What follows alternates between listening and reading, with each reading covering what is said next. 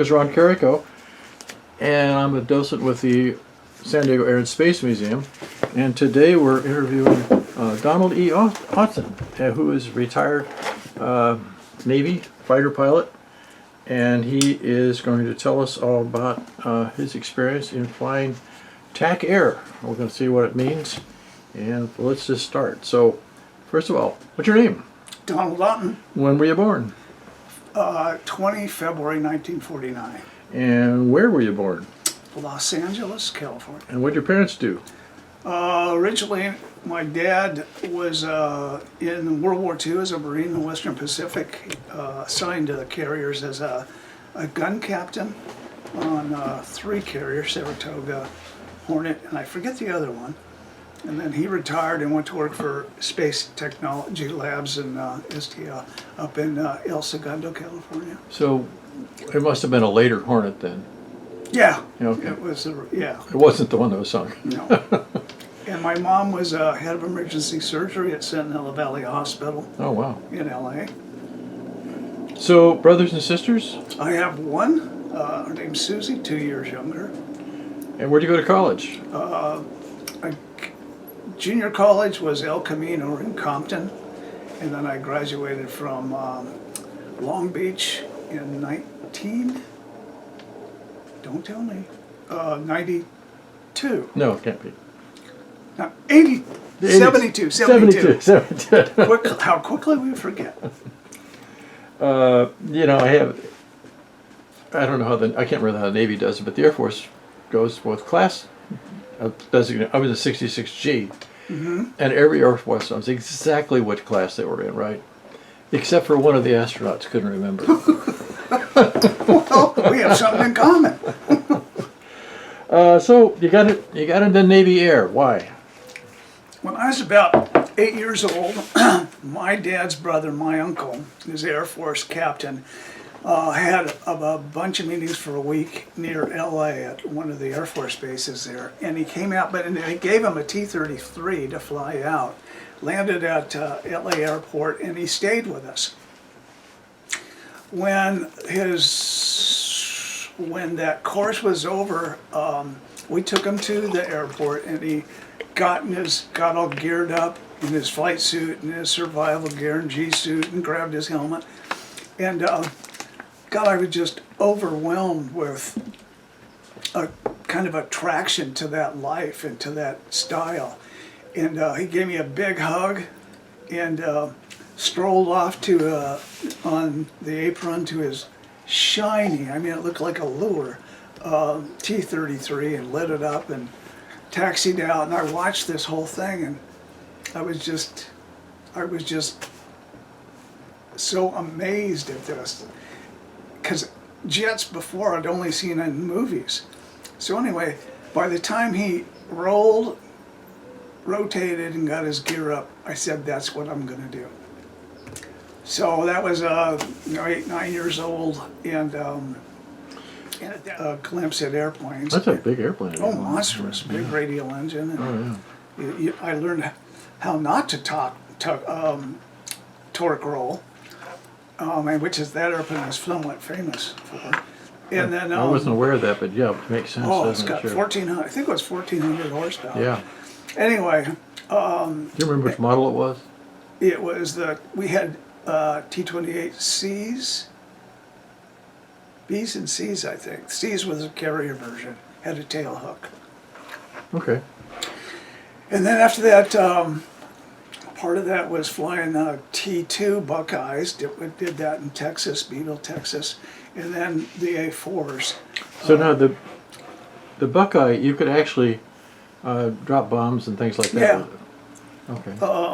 It had a uploaded 50 cal gun on it, and then we did the air-to-air stuff and shot.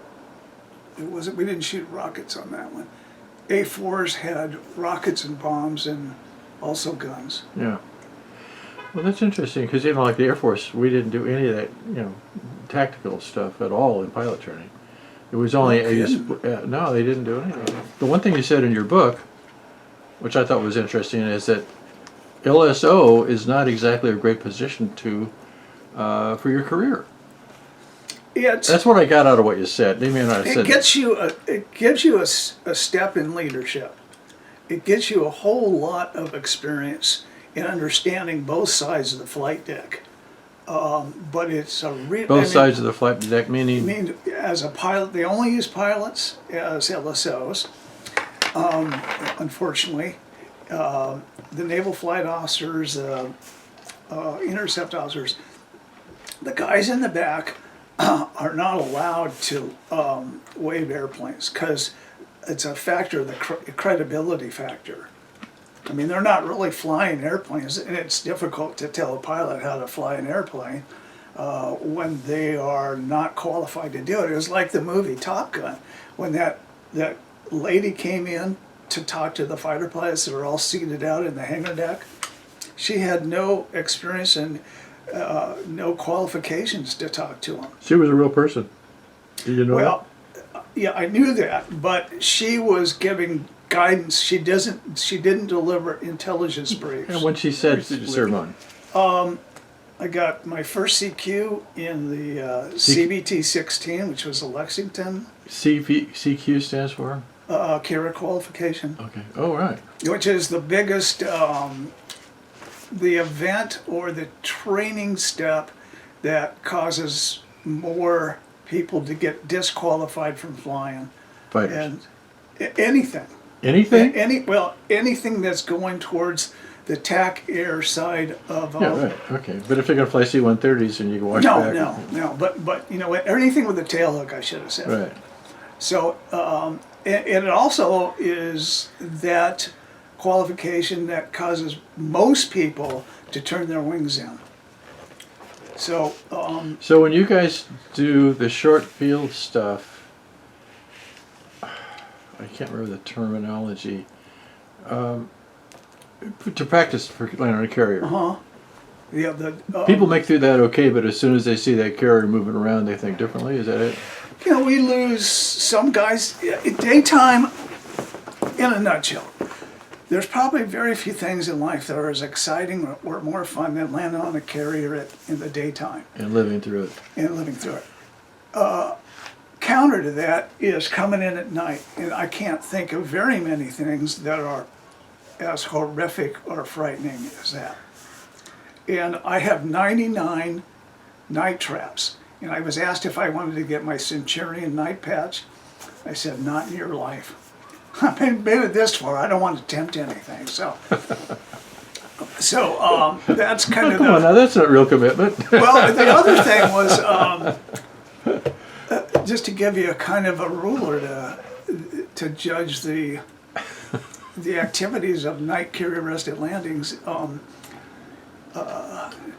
There was I shouldn't know this, but I can't remember his name, but he was an astronaut, just got back from one of the space missions, and he was asked by one of several reporters what was the scariest thing he's ever done in his life. And the reporters are thinking he's going to say, well, this flight was pretty tantalizing and awfully scary.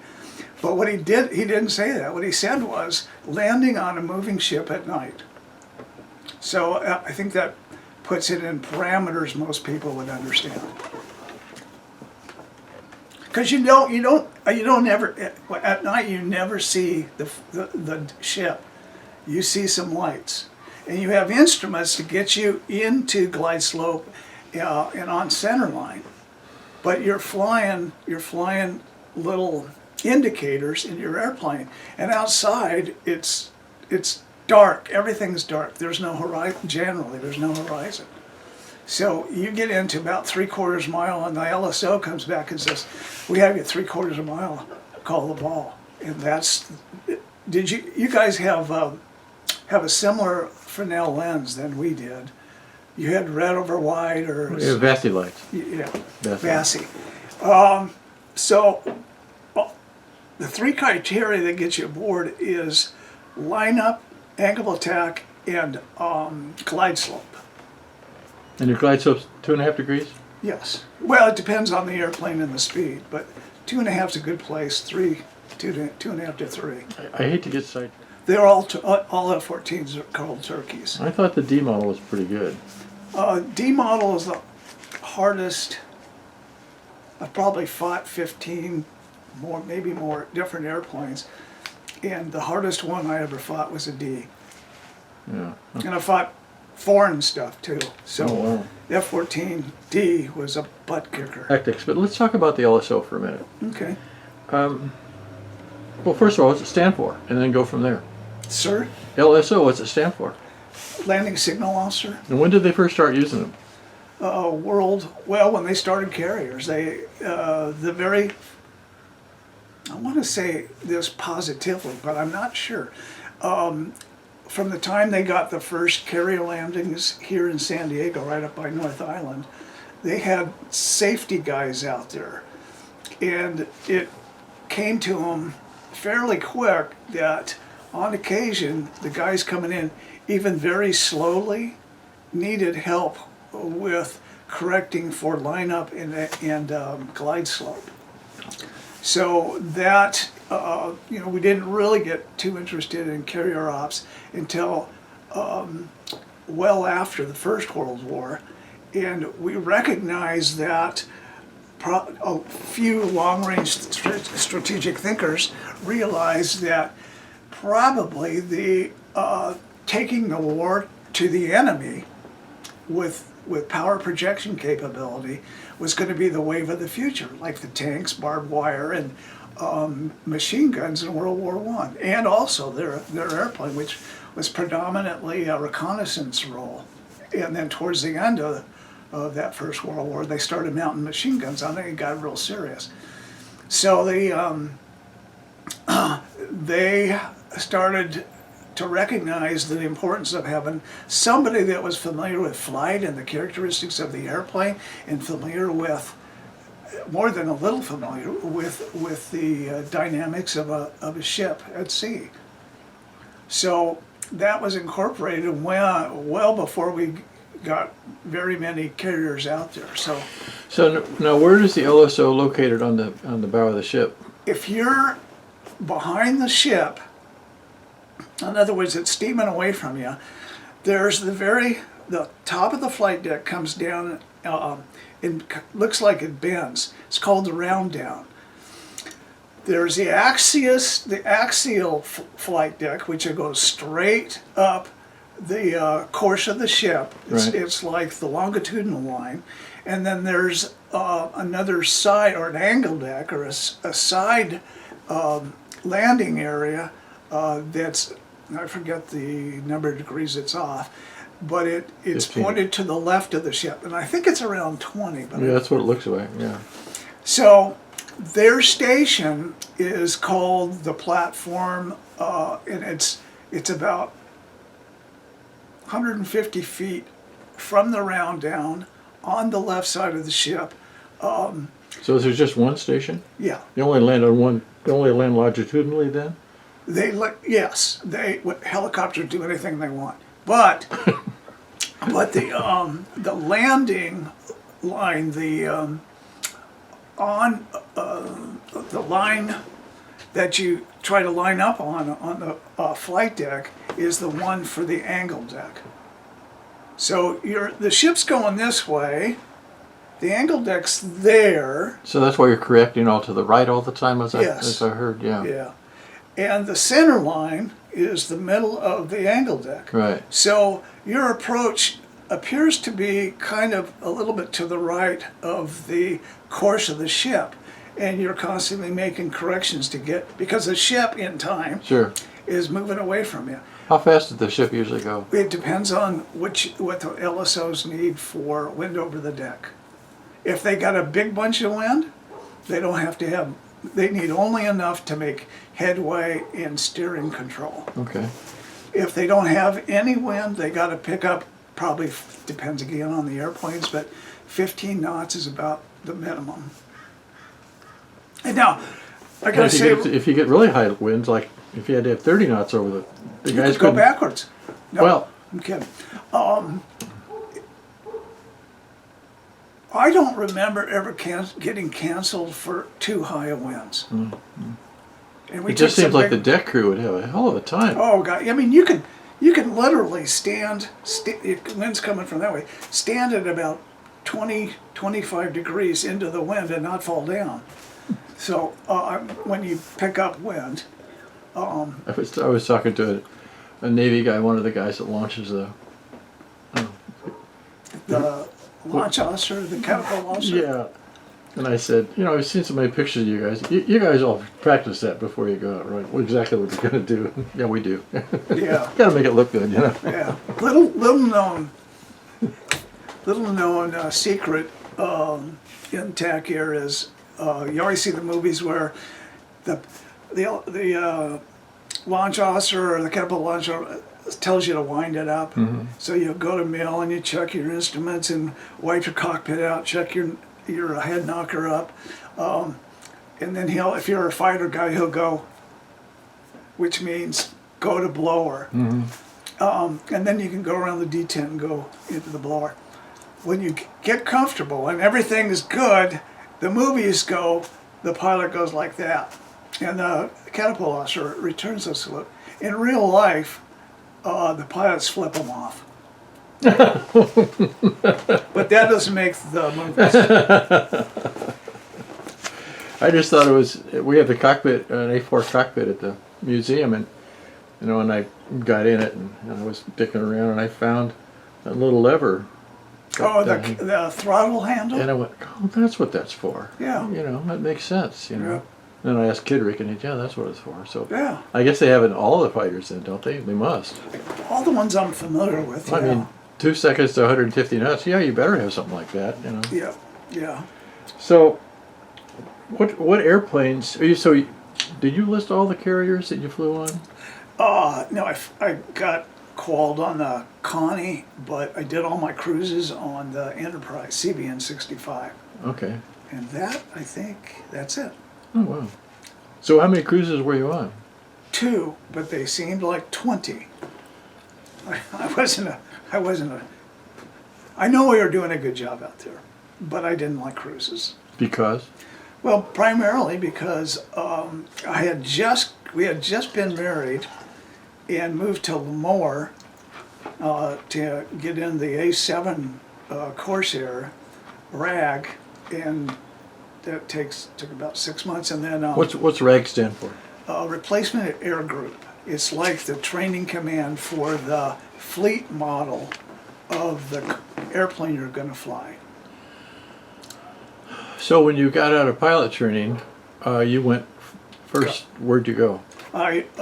From after I got my wings, I did 2 years as a instructor pilot at VT-10 in Pensacola flying T2s, and we trained VT-10 trained the naval flight officers that were going to go to TAC Air, stick them in the back and drill them around, and they learned how to do. They understood BFM maneuver, basic fighter maneuvers, and got real good on navigation at low level and airways. Why don't you tell us what basic fighter maneuvers are? They are. You can use your hands. Yeah. I won't need to on this one, but that is the maneuvers that each pilot or aircrew use against a single opponent to get into a kill envelope for the weapons they have on. And it amounts to speed and maneuvering and trying to get the airplane, your opponent or your target, within an envelope that is outside of min range and inside of max range for the weapon you're going to employ. And that would include guns, air-to-air missiles, which are the heat seekers, and the radar missiles. And they've got some other things out there that I don't know much about, and if I did I could talk about, but they have other things out there that are just have a gigantic PK or kill probability. But So you got sidewinders, sparrows, radar, and probably some sort of laser thing, I would imagine by now. Yeah, I don't know Wouldn't that you much about them. Well, you imagine you got all that horsepower anyway. Yeah. Why not generate the power, and the laser beam is just going to go right where it's aimed. Yeah, You to don't have generate that takes a bit of It takes a bit of time to charge the systems that release the energy. But I don't would know think how so. far they are. Well, let's go ahead. Okay, let's. I should mention right now, before I forget, that you're author of 3 novels. Yeah. 2 Well, are available right now. Actually, just one novel, because that novel is We got. is a Leica. That's a historical biography, so it's true. Well, that's still a novel, isn't it? No, Not really. novel is kind of novel. It's not historically accurate. No, I can't say that. It is not history. Novel is like your imagination. Oh, okay. So the Alika is a novel about a dolphin and this cowboy, this handler from Wyoming. But it's based on fact, but it is not, the characters are fictitious. Like the dolphins they use out here in the bay. Yeah, right. The Naval Marine Mammal Program. I didn't know. Most people don't even know about that. I happened to run into an Air Force flight surgeon at the Balboa Hospital one time. Air Force flight surgeon here? Why? Yeah. I take care of the marine animals. Oh, what marine animals? Sea lions and dolphins. That's right. It was really interesting. Yeah. No, I had no idea. Well, that's the program was declassified. I think it was in '89. Wow. But they still don't widely publish or talk about it much. Yeah. I was surprised that sea lions can go deeper than dolphins. Oh my God! Yeah. Wasn't that weird? And they can go for much. Dolphins only good for about 7-8 minutes under the water, and 3 is their usual dive time. But the seals can go. It's so weird.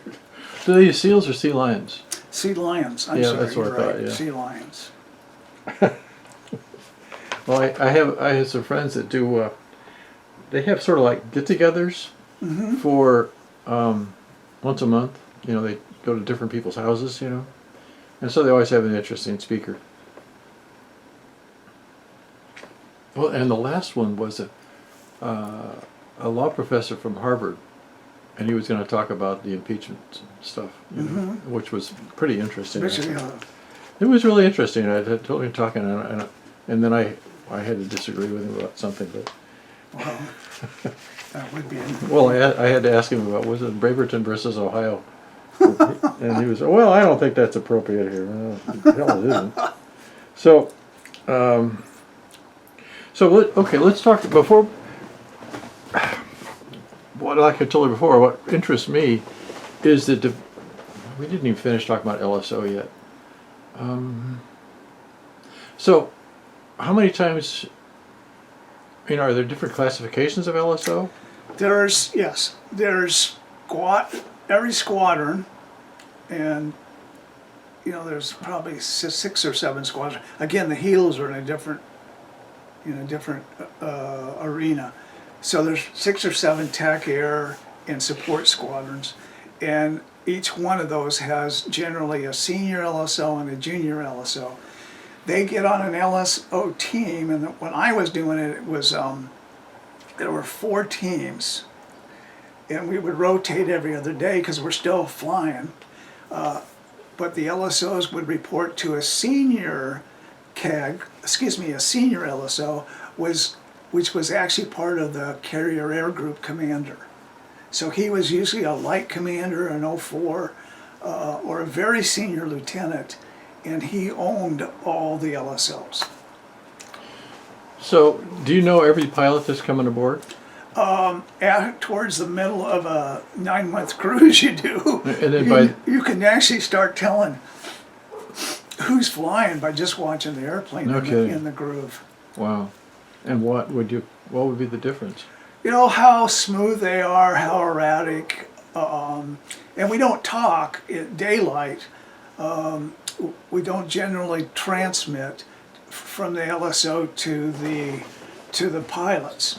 Everything's done zip lip.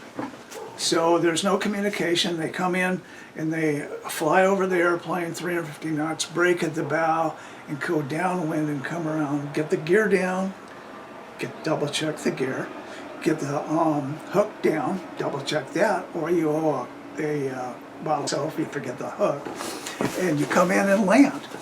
But there's That sounds simple enough. yeah, happens every day. So, but there's usually no verbal communication or transmission of the UHF between the LSO And that's what the ziplet pilots. means. Yeah, Yeah. yeah.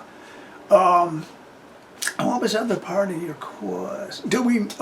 So we look for how smooth the pilots are, if they're erratic, if they use a lot of power changes to stay on a glide slope. Yeah, but that's one thing that always surprised me playing golf over here, is guys coming in and whoa, whoa, whoa, like that. They have a lens there. They have a Fresnel, an optical. But why so much power change? It amazes me.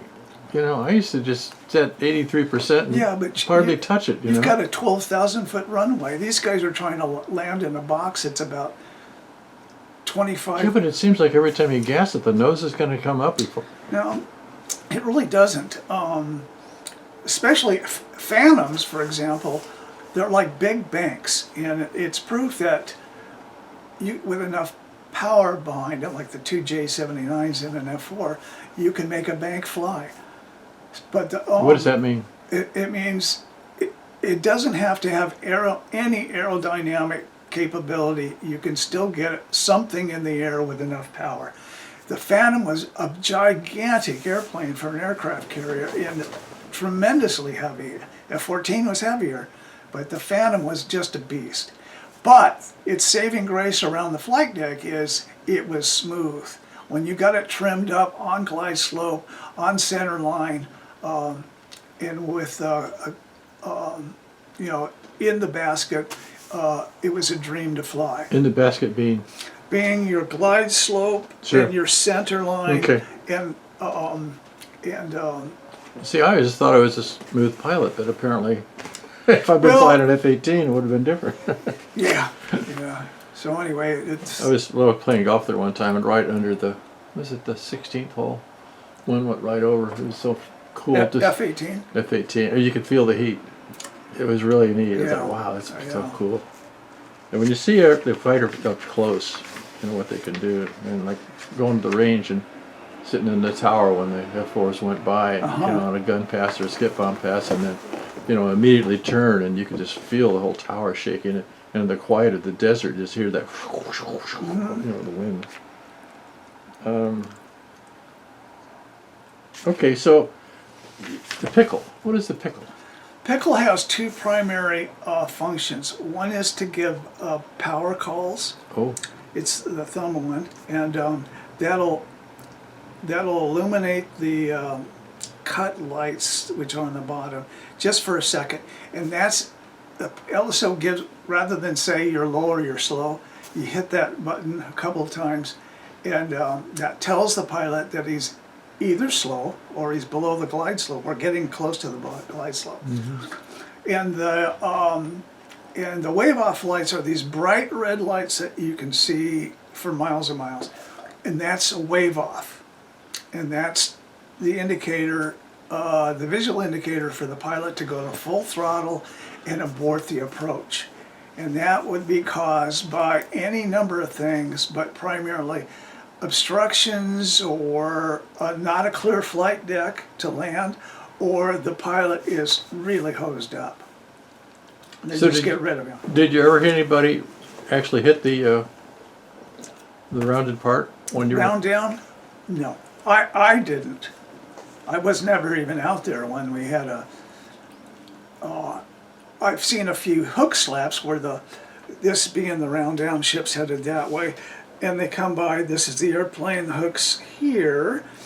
So a couple of times where the hook slaps, but way before that happens, he has wave-off lights if the LSO is on the mark. Now, what about talk about the Canadian guys? They always wanted to hit the 1-wire, not the 3-wire. I don't understand that. I was not upset with hitting a 1-wire, but The snag with that is it means your closest approach to the round down is low. So the target wire is the 3-wire, that's right. ideal, and then we have a 4th wire. I try to stay away from that one because that means the next wire is back to the 1st wire. So if you miss the 3-wire, hopefully you'll grab the 4th, and if you miss that, you get another opportunity to land.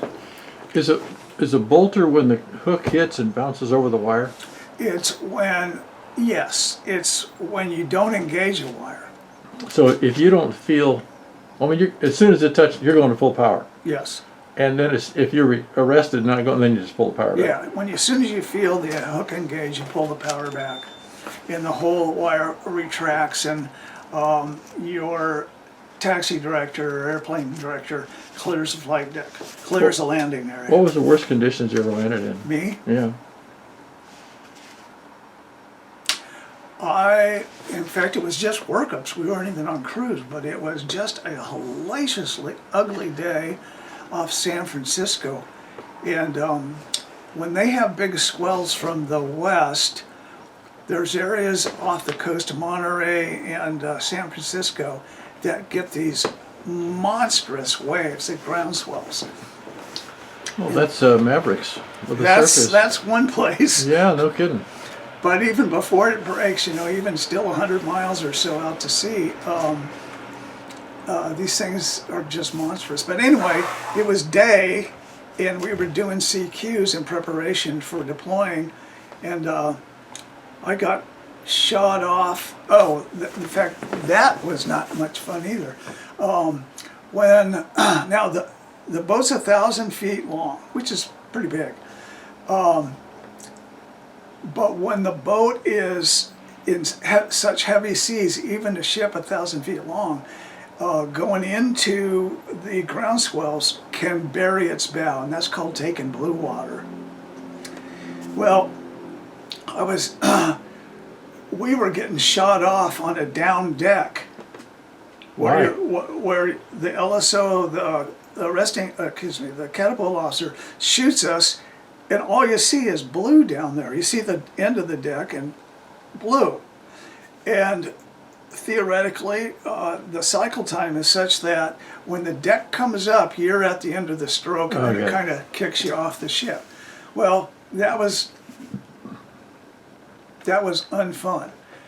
Worse than that is after the mission coming back and taking my turn to land, I could.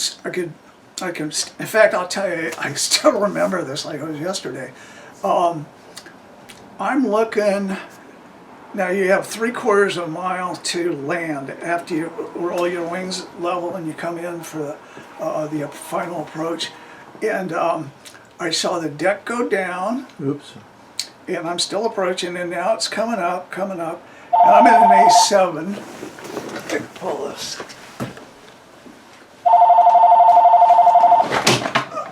Come here, you.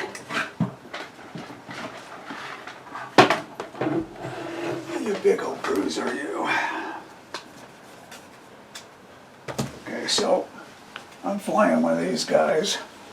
Oh, there you go. A7 Corsair 2. Unarmed, unafraid, and unalert.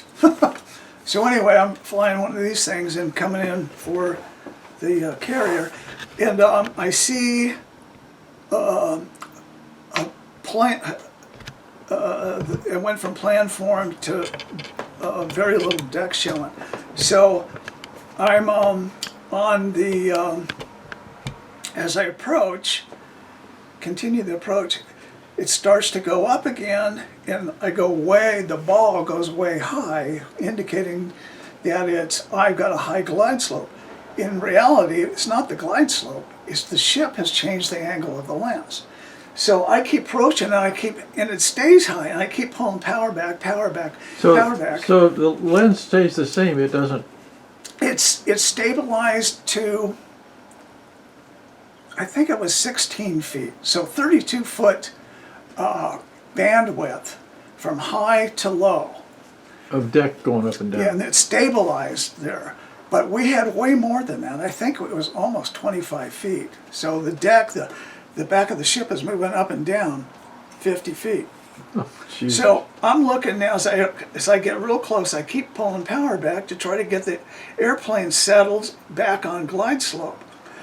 And I mean, I'm just about ready to take my own wave off because I'm way back on power. It takes the TF-41, the engine in this thing, 15 seconds to go from idle to mill. Ooh. And I'm way back, and I keep approaching, and now it's hit the bottom of its cycle, and it's let me see.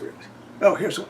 Yeah, it's hit the bottom of its cycle, and now the flight deck, the bow of the boat's going down, the round down is coming up. The LSO came up on the radio, and I'm already got the throttle up at the stops, and the LSO goes, wave it off, wave it off, wave it off. And I wanted to tell him I thought about that about 5 seconds ago, but I didn't. Anyway, so I'm coming aboard, and I hit the deck so hard, my back hurt. I mean, I got a bolt. I could only describe it as a bolt of lightning, a flash from my back, and I closed my eyes. I actually did get a one wire. In fact, it was a taxi one wire. I mean, I landed way in front of the one wire, and got arrested. But when I opened my eyes again, and I know I felt the engagement of the hook, and the boss comes up and says, "We caught you, 407. Pull the power back." I still had the power forward, so I pulled the power back, and I had my eyes open, but I couldn't see. And so what happened was, when I hit, I hit so hard, my oxygen. You have an oxygen, well, you know this. Yeah, sure. Plugged in here, both Right. sides, and Yeah. then this is a nape strap. My mask came out. The nape strap either unsnapped or broke, and my helmet actually rotated like that. So the reason I couldn't see is because I was looking inside the helmet. Oh. But I thought to myself, why can I hear but not see? Well, that was the reason. So anyway, my back is still hurting by now, and that's what that is. Anyway, and the boss says, okay, clear the landing area and go forward of the flight deck, forward of the island. So I taxi up there, and I happen to glance down at my G meter. G meter shows 4 negative. That's the limits of the G meter, 4 negative and 8 Really? positive. Oh, And wow, positive. Oh, yeah. 8 positive, and I had pegged the meter in both directions. So, Man. yeah. So anyway, they brought me forward, and they're going to fuel me. We're only a couple hundred miles off Monterey, and so I was thinking, okay, I put pins in my seats, all the radios, everything's off. I thought they're going to shut me down. Well, the boss comes up and goes, that's an air boss who lives in the tower, owns the flight deck. He goes, 407, keep the engine running, we're going to pump you full of fuel and hydraulic fluid and send you home. Well, I look underneath the wings, and must have half a dozen buckets under the wings where all the hydraulic fluid was leaking out. So they're pumping hydraulic fluid in, and it's leaking out probably as fast, and then they fill me full of gas. They launched me again and told me to stiff leg it to Lemoore, which was, as I remember, like 400, 450. Stiff-legged me. Gear down, so I couldn't go any faster than 220 knots. And It gave you time to think about it and look at the G meter and go, oh my God. I So it just overcompressed and it didn't blow any lines out, apparently, for the gear. well, it certainly didn't do them any good. And I don't remember ever seeing all the, I know why I didn't see anything, because that airplane went into deep level maintenance, which is basically an overhaul for a year. We couldn't fly it because they had to fix it. Wow. So, The wings are bent up, and poor thing. I can see there's. We could talk about this stuff for hours, but we don't want to talk about that for hours. Got a sidetracked. Yeah, sidetracked. That's what I mean. In all my Air Force buddies that I talk to, I say, you know, we were nothing compared to these Navy guys off of carrier. Well, I don't know. Robin Olds and so many of those guys, God, what men, what warriors. I had a friend that flew with him in the back seat. Said he was nuts. You have to be. At night, to do he said, "Hey, okay, Ford, go down there and fly around at 5,000 feet with your lights on." I want to see where the AAAs are. Yeah, well, that's might good for him, but nobody else, you know. Go fast. Yeah, well, anyway, of course, I never met him, but there's a whole bunch of guys up on Coronado that have some unbelievable stories. Diz Laird, you ever heard of Diz Laird?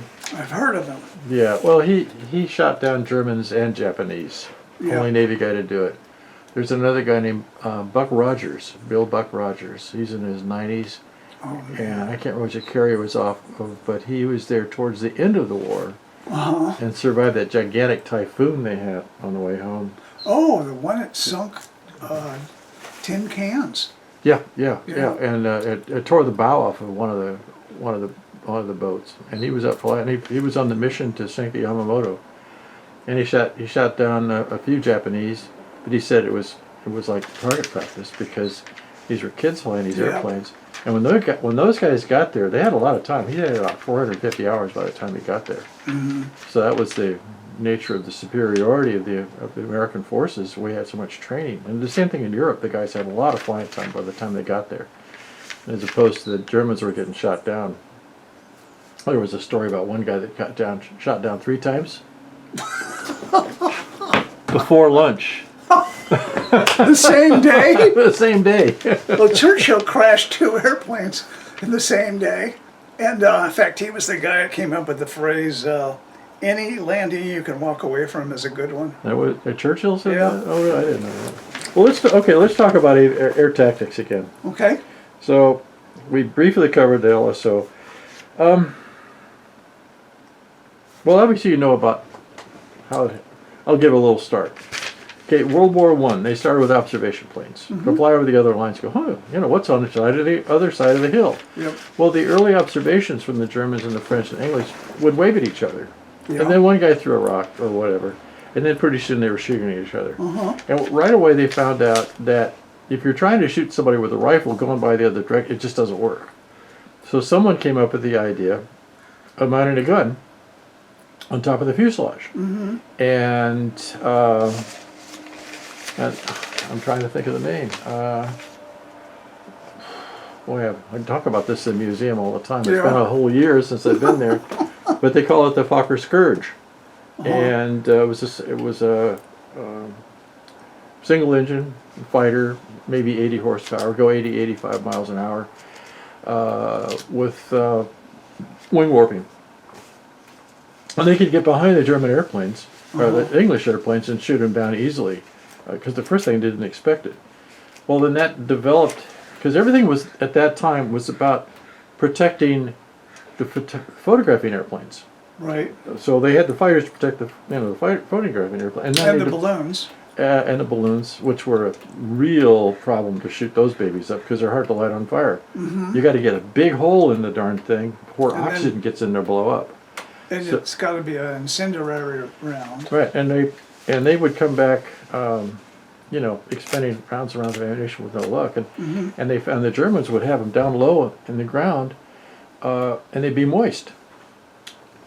So the guys would run in, from low level and straight in and just hose it and just keep the trigger down until they ran out of bullets and the thing would finally flame.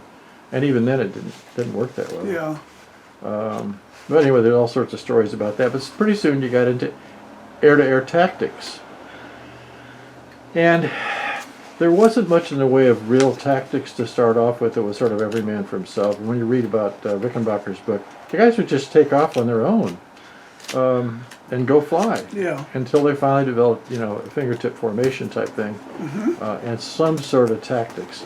But I think it was mostly just a big fur ball. Yeah. Everybody trying to turn inside of each other. Yeah.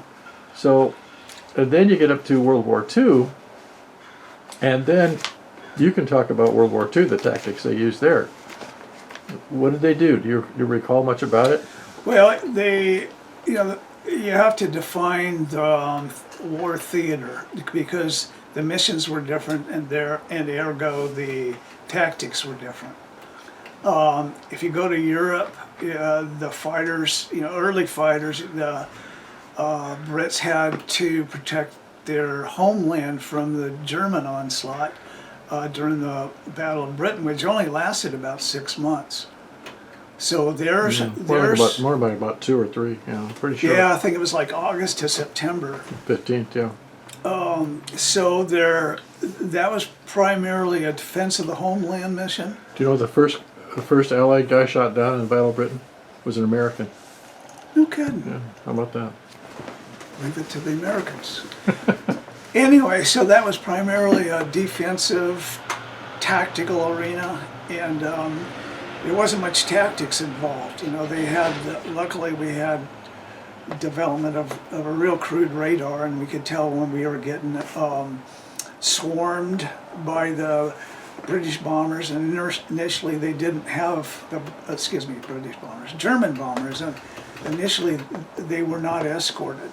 The bombers would come over and take their chances and try to hit their targets, and then they had to go up against the Brits in the Hurricanes and Spitz, and the other airplane didn't last long up there. But anyway, so it was not a lot of tactics. They'd run in, pick out a target, maneuver to minimize their exposure, and primarily based on where the gun emplacements were on the airplanes, and would go in there and aim either for the cockpit or the engines. It was hard to take a bomber out by hitting it in the wing.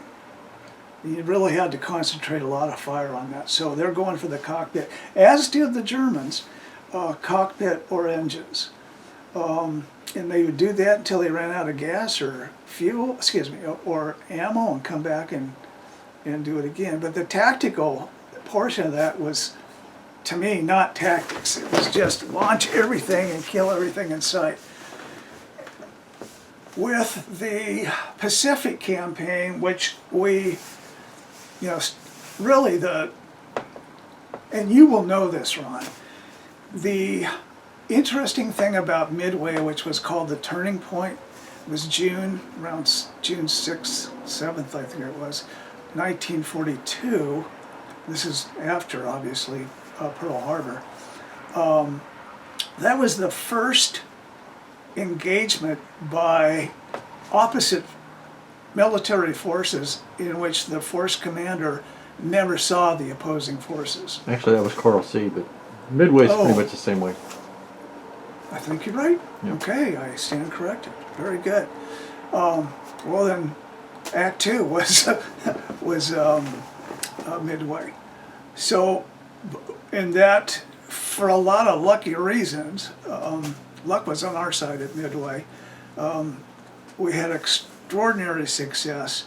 Not the TBF guys, not the torpedo bombers. We lost an entire squadron. Only 1 or 2 guys lived out of that, and they lost every single airplane. Yeah. Torpedo 8 called. Yep, right. So that was unfortunate. That was horrible. But the fighters did their job. They all did their jobs. And again, as an adversary instructor, I wouldn't call that so much tactics. They're trying to go up there, project power, find the bad guys, bomb, torpedo, strafe them, and get back home alive.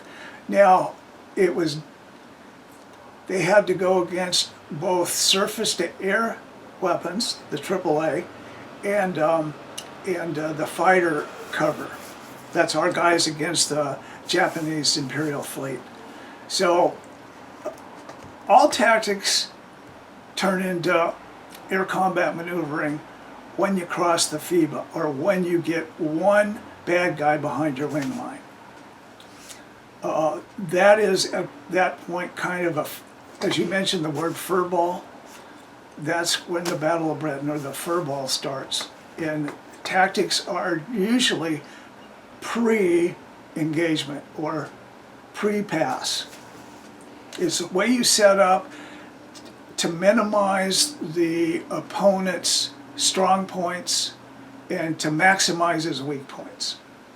And a lot of that has to do with formation changes, or used to. Things have, and I gotta say, things have changed so much, you don't even have to enter an engagement to kill a lot of airplanes and stay away from the threat. That's the idea. Because of the Phoenix missile and all that. Well, not just that, Amron and the Amron 2s and some other stuff that's coming out. The idea really is don't get in a furball. We taught as a Top Gun in all the adversary squadrons and the aggressor squadrons in the Air Force, teach what to do if things get bad and you find yourself in an air combat situation. But ideally, you would sort as the bad guys come. You would sort, locate, identify, engage, and kill, and never get into their arena for their weapon systems. Okay, so moving forward a little bit, you go into Korea. And in naval air, you were flying off carriers. Do you know, you ever heard of Royce Williams? What's his name? Royce Williams? No. Royce Williams was the guy that shot down 4 MiGs early in the war in one flight. And he got shot all to hell. They just pushed the Cougar off the deck when it was all done. It wasn't revealed until the 90s. And the reason why NSA was trying to hide out the fact that they had intelligence ships off the northern part of North Korea. And the carrier saw, I think, 5 of them coming. And they sent 2 guys out. And one guy had to, I think the first guy had to abort. And Williams just got into it in a big dogfight. Whoa. And shot down 4. That engagement. Yeah, and they were Russians. Yeah. Yeah. Yeah. He's he lives around here somewhere, I think. In Coronado? I think the coastal ways. Okay. But he came to the museum about Royce, 5, 6 what's years. his last name? Williams. Williams. Yeah. Gotta look that one up. Yeah, no, it was interesting. It was secret stuff for years and years. I think his wingman got a silver star for some reason or other, and he got nothing out of it, no recognition at all. I think he retired as a commander as well. So, Oh boy. yeah, Royce Williams. Wow. So, now, the tactics of World War II in Europe for the Air Force was escort the bombers, leave the, save the bombers, chase away the Germans. Jimmy Doolittle came along and went to one of the squadrons, and there was a sign on the wall that says, the duty of the fighters is to protect the bombers. He said, take that down. He said, the duty of fighters is to go after them, and to remove the 18,000-foot ceiling that couldn't go below, or deck, I should say. And they could chase the Germans away, come back, and after that it was chase them down, and right down to the ground. And within a month, they pretty much destroyed the entire German resistance. Well, they were going to get destroyed no matter what, but that's called fighter sweep, and it precedes the strike group. And that did come towards the latter part of the air war over Europe when we took the war to them. But we had, I mean, by that time we were in it. The Mustang was new, P-38, P-47 Thunderbolt, and we could afford to change tactics. The other missions that they, before that, before we did fighter sweep. Korea, when you talk about, they must have got some tactics going there. Yeah, they're, again, early in the war, their airplane had changed, but initially the tactics were much like the prop jobs, the prop fighters. They started doing some And if you remember, the North Korean jets weren't supposed to go below, I think it was the Yalu River or Yeah. and you are probably smarter than in this than I, but the North Koreans didn't want any of their pilots to be captured because a lot of them were not North Korean pilots. Right, yeah. So they had comparatively speaking, they had a small battle area to maneuver in, they being the North Koreans. So we could do pretty much anything we wanted below the Yalu. And it may have been the 7th. Well, anyway, we had restrictions to go, when we went north, we could arm them up. But again, we didn't have real good radar coverage in the north at that time. And so they would go up there and get vectors and get battle area information as much as they could.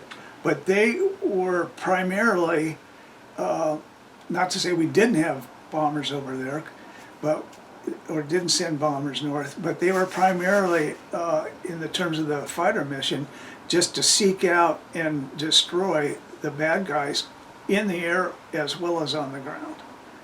So, but as far as the revolutionary tactics, to me they weren't revolutionary in that they did not try to deceive or confuse the other air crew. So now, we move forward, what, early 60s, that'd be another 10 years down the line.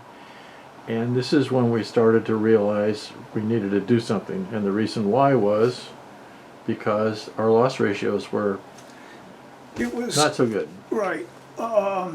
In the Korean War, our loss ratio was 12 to 1. In other words, for every airplane we lost 12 or 13. They lost 12 or 13 airplanes.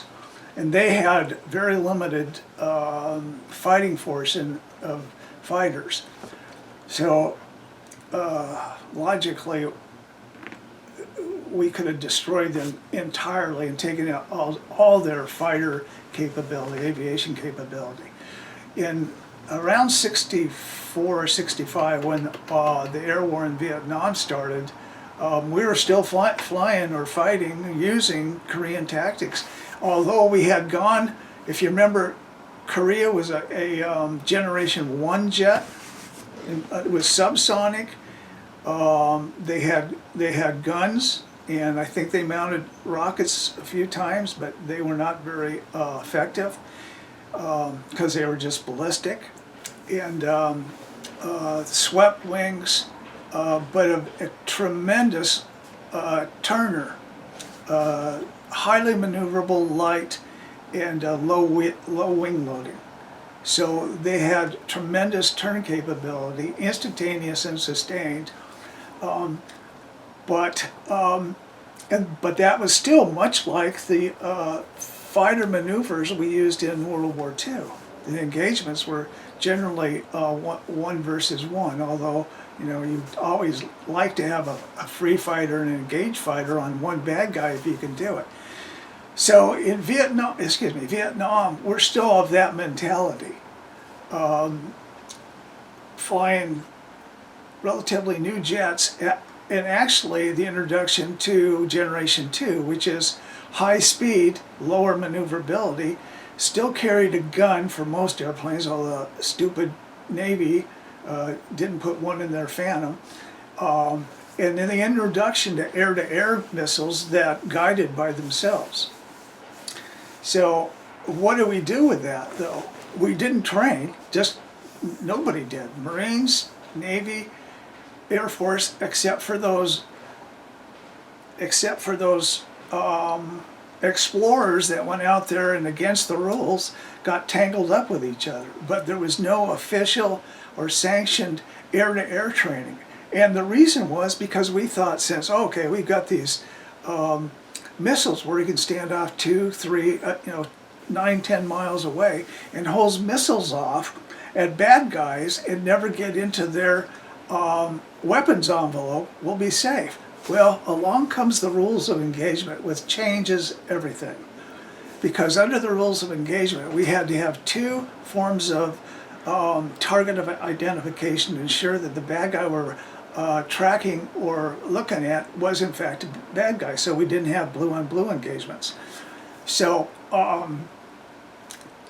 those two could be a combination. If you got a visual identification, you could just do one. But if other than that, they had to get a radar identification and or an IFF squawk, and there was something else involved, and it's just skipping my mind right now. So what we know that the MiGs were pretty little airplanes, 28, 30, 32 feet wingspan. So We have a MiG-21 out at Gillespie, and we Do have ya? we have a MiG-15. I got to fight both of those. Yeah. So anyway, we know they're fairly small, but to get the VID, again, if we go north, since they're not coming south, we got to go north, and we lose our radar coverage is depleted or reduced. So to get that VID, we have to go up and look at them. I don't know if you've ever tried this drill, but at 1.5 miles, if an F5 is pointing at you, in other words, he's 1.5 miles away, you almost can't see him unless you know where to look. And the MiGs were not much bigger than an F5 on that kind of head-on view. So we would have to go up there about maybe 2 miles or less than 2 miles and look at that target airplane, or what we suppose is a target airplane, and get a VID. Then we can ask for permission to release weapons. Or unless the ROE has changed and you have release authority to shoot them down when you cross the river. So Did the Navy ever shoot anybody down with a Sparrow? great question, Ron. I've seen a lot of combat footage on Sidewinders, but I honestly don't remember seeing a Sparrow hit anything. I know they shot at them, but I think I don't know. I'm not going to tell you what I think. I don't think the Air Force did either. Yeah, I'm going to look that up though. So now we don't have that standoff capability, that 10-mile zone of comfort zone. At 2 miles, you're into the air combat maneuvering role, and they had good guns, 57s and 20s. 37s, they didn't have 57, 37 and 20s, and those are big projectiles. And so we have to go up and look at them. We've given our safe zone away because we have to look at them to get clearance to fire. So we're in their arena. They're small, they're light, they're very maneuverable, and since we didn't train initially to fight them, we did horribly in the 1v1 or the multi-bogey engagement against the MiGs. And then along comes the report. Yeah. The right. alt report. Alt report, right. That happened in 1968, and it was the exact title of that escapes me, but it was something about evaluation of Navy's missiles in air combat in Vietnam. So the alt report was widely accepted, and interestingly, and this will never ever happen again today, but 4 months later, on 3 March 1969, based on 269 recommendations from the alt report, one of them being to start to formulate a graduate class fighter weapons school. TOPGUN was started. They got a couple of trailers they liberated and picked 9 of the best ass kickers in the Navy and the Marine Corps, and the school started. And so these were guys who probably were doing air combat out over the water out here and pretty much not telling anybody about it. It Yeah, wasn't- that's not something you bragged about to Yeah. your boss. But yeah, these were the pioneers of new fighter aviation. Yeah, at the time. reading Pedersen's book, Uh-huh. Dan Pedersen, he talked about Yank. Top Gun, Uh-huh. and he talked about flying the Skyray, I think it was. It was Yep. initially, it just... We did the same thing in Europe. You know, actually, we would go looking for guys to fight with, but Uh-huh. when we rolled in on a 104 one time, I just remember he just went straight up. Doing what he does best. And I remember getting into a thing with a Fiat G51, I think, a little teeny airplane. And, I mean, French. is there a real... I mean, I've read different... We installed somebody into our museum last year as being the founder of Top Gun, the captain, somebody was on there, and I couldn't find his name anywhere. I think he was the guy that said, yeah, go ahead. Well, no, it was a lot more formal than that, and you'll remember this saying, "Success has many fathers, failure has none." Yeah, right. So, Yeah, that's what it is, isn't it? Yeah, sure. so I think it was a guy named, well, certainly Yank or Dan Pedersen knows this better than anybody on who actually started it. It was, to me, the guy with all the brain power was Captain Alt. I mean, he envisioned this whole thing, and they But again, so was he- they got this school started. So this is 69, March, and you right? graduated in 72, Right. and you're flying as an instructor for 2 years, and Mm-hmm. then, did that lead you into being the adversary at that point? No, because Top Gun, two things. They were so. I need to bring one point up. In 70, I think it was 69 to 72, the bombing stopped. So we weren't losing so many airplanes. And I forget the month, but when the bombing started up again, we started losing airplanes. The Navy at that point went north, Yankee Station, and just annihilated the fighters up there, the North Vietnamese fighters. In that, since the inauguration of Top Gun, to the first year of fighting against the North Vietnamese Air Force again, our exchange rate went from 2.5 to 12.5.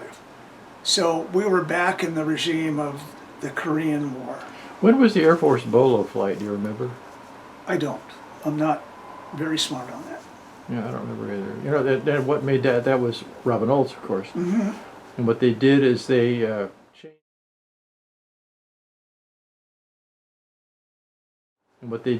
they changed to use the Sparrow instead of the Falcon, which was another heat seeker that didn't work very well.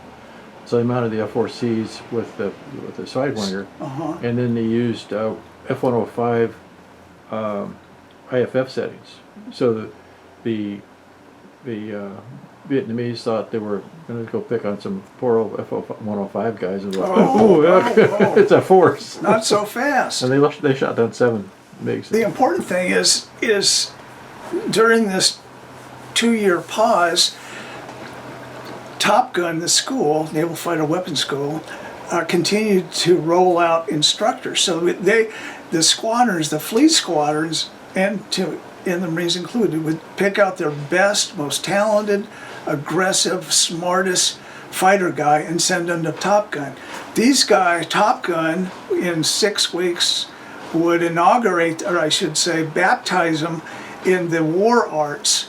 And those guys would come back to their squadron, their fleet squadron, and become the fighter weapons training officer and teach them their squadron everything they knew. So it was kind of an infusion of all this knowledge that permeated down to the squadrons.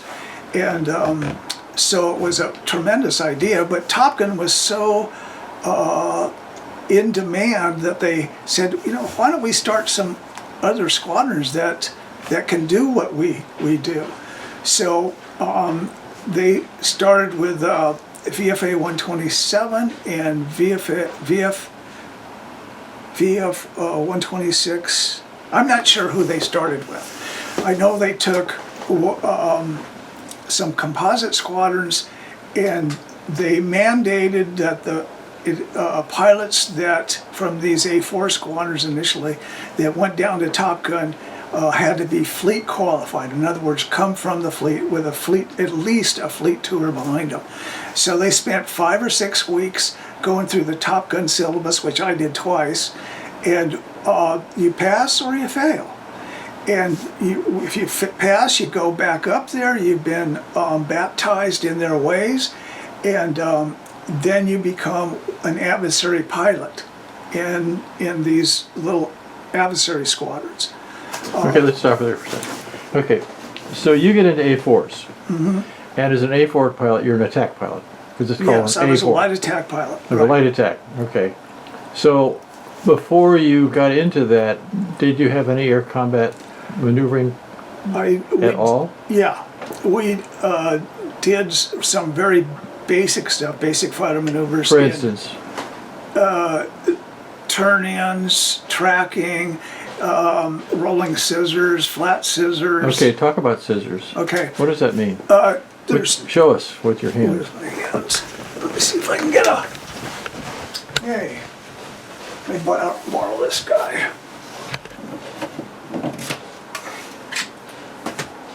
This being the Hornet. Ryan, let me do this. Let me first talk about the 3 primary engagements in air maneuvering. As I mentioned, tactics always depend on the airplane you're flying and the weapons you have, and takes into the formula consideration. The formula involves what you're fighting, what kind of airplane, what they're carrying. Tactics, to me, ends when you're in a visual arena with your opponent. From then on, it's combat maneuvering or air combat maneuvering. Or ACM. ACM. So when you get beyond tactics, when you hit the merge and you have Merge means a crossing of the wing line of your opponent. Then it depends on your skill as an aviator and what you've got on the airplane to kill them.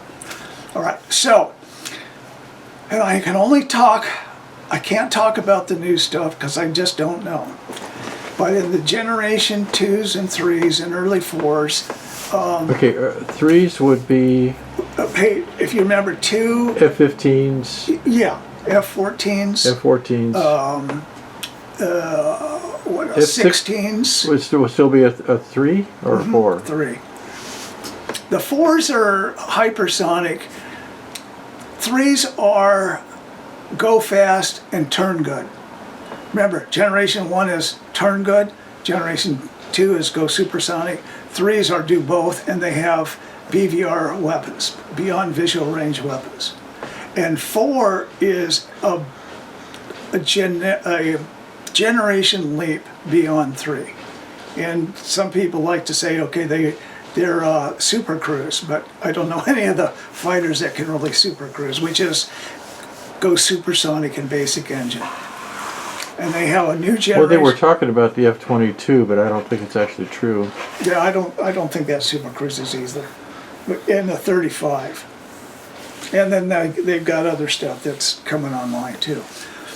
So, well, the idea of super cruise would be that you don't have to tremendous amount of afterburner to get through the Mach. Because after you get through the Mach, I don't think it requires your basic engine after Mach 1. Yeah, I think we just had because it takes a tremendous amount of power to get through the Mach. Well, once you get through there, you can pull it back, I guess. Right. But I think it still requires burn. Most of the airplanes. Maybe that's not the way I learned it, but Yeah, I don't claim to be an expert on it. I just know that there's a power is like this, and then it gets to the Mach, and it's like, whoa! Yeah. It takes a lot of horsepower to Yeah. get through there. Yeah, you use a lot of fuel doing that. Okay, so when you have the merge, or you pass down a wing line, or you've got somebody behind you, now it gets real interesting. There are three primary things you can do. Again, and I'm going to make this simple, just using two opponents, Right. two airplanes. Sure. You can run away. Not a bad idea. I mean, hopefully you've shot coming in. So you can run away, or you can extend and turn about 3 to 5 miles and turn back in and re-engage. Is this why Hawk was talking about using the clock? The timing? Yeah. Yeah, but he also used his Rio to. Okay, right. Okay, so. Rio, radar intercept officer. Or you can go like they did primarily in the Korean conflict, which is turn to engage, but primarily in a horizontal arena. And that really, the winner on that, assuming both pilots are the same, the winner on that is the guy whose airplane has the lightest load wing surface area and has the biggest engines. And although all control surfaces are important in that, being able to develop pitch rate and sustain the turn, which has to do with lift and power, the piece of S, the airplane that has good lift, good pitch rate authority, and low-loaded wings are going to win. If you're going against say a MiG-15 or a MiG-21 even, and you're in an Eagle Jet or an F-16, because you have good wing loading, but your real advantage is in thrust to weight. If that is the conditions, you would probably elect to go vertical or do a vertical fight. And the guy that wins that, who has good thrust to weight and can really develop some altitude to get above the fight. Example is I was fighting a Spanish F-18, and he just insisted on getting in this fur ball, this horizontal fight. I think that's all I knew. So I knew what he was trying to do, and I just kept generating as much energy as I could. And then when I had him about 1.5 miles, 2 miles off, no threat of anything that he could carry to kill me, I leveled my wings and just started up. And then thinking that with this airplane he can chase anything down in the vertical, I went up about probably close to 10,000 feet above him. When he brought his nose up, he pointed at me, but I'm way up here, pointed at me, but he wasn't closing. So I was watching him, and then he started getting little and going backwards, and a bunch of gas vapor came up, and he spun it. It departed and recovered really quick, but he couldn't get me. So he pulled the nose up too quick before he had enough energy. He didn't have the energy to get me anyway. That's what I was watching for before I decided to go vertical. So in the A4, even the Super Fox had a pretty good vertical fight. But my idea was to take my advantage at that point against his disadvantage. The airplane's superior to an A4 in most things. And I converted all that energy to altitude. He wanted to stay with me, so and he didn't have the energy to go up. He ran out of smack or energy, and I rolled over and made him fight my fight. So when you roll back in again, I mean, you would at that point when he's pretty much out of airspeed, and you're going downhill after him. Did you call on the radio and say Fox 1 or something like that, or Fox 2? We're in the A4. We're required to announce the weapons we shoot as if we were a MiG. So our call was either guns or ATOL. Okay, all right. So, but he was hammered. He was liable for either one of those. Right. So, right. But so what happened after that? So he's going down. You're going down. He's got thrust. Well, I made sure he got control of his airplane again. That was nice. By that time, he had no idea where I was, so we just knocked it off and started another one. Okay, so that was number 2. First is run, 2 is engage. and Engage 3 in the horizontal, and the third is vertical. Okay. All fights are one of those 3, and often you will have all 3 of them in one fight. Well, eventually you're going to slow down. Right. It's always going to degenerate into a... And so often, if the pilots are of equal skill and the airplanes are of close to equal capability, in these days, Generation 3 airplanes, it always reverted to a rolling scissors or a flat scissors. Okay, but let's talk about flat scissors. Let's talk about rolling scissors All first, right. because we start off with those things. Rolling scissors basically is, if you can imagine an airplane with a nose-up attitude, and uses all the flight controls to displace itself around an axis going up. That is the component, or actually that is the description of a airplane doing the maneuver for a rolling scissors. Now, what's in the center of this axis, remember, by this time, you have admitted to being out of a missile envelope. And so we have restricted ourselves to a gun situation. So what we're trying to do is get a big planform shot or dead six, or at least to allow the gun sight to travel through the longitudinal axis of the airplane, through the canopy to the tail. So what you're trying to do is do displacement rolls around your target airplane to take what, if you have any extra energy, to take that and convert it to distance, and then get tail off and get in a position where you have solved the solution of a gun kill.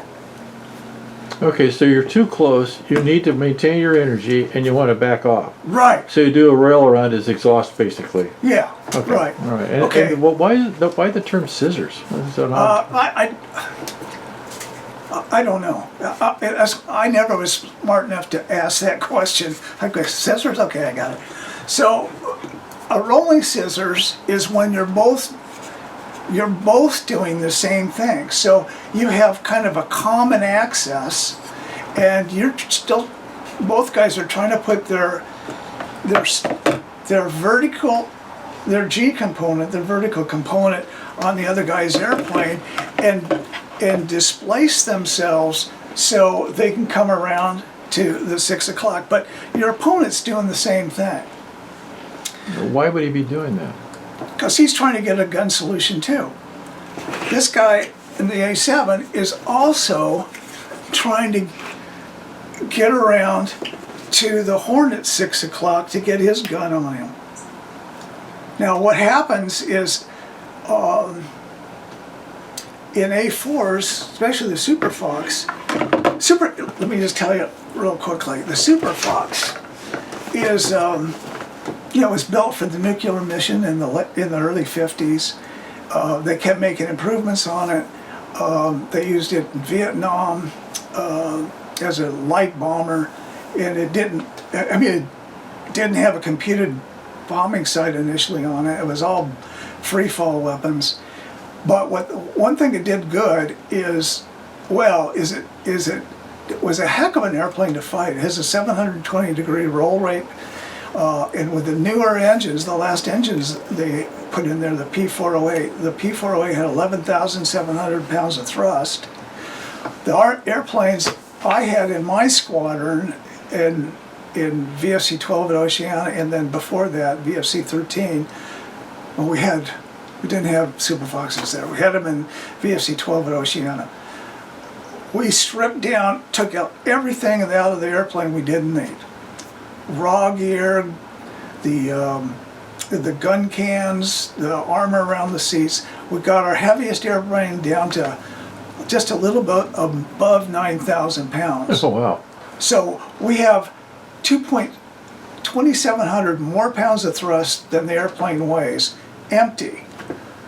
What does that say is we have more than 1-to-1 thrust to weight when we're low on fuel, 1,000 pounds, and that thing can accelerate uphill. Oh, cool.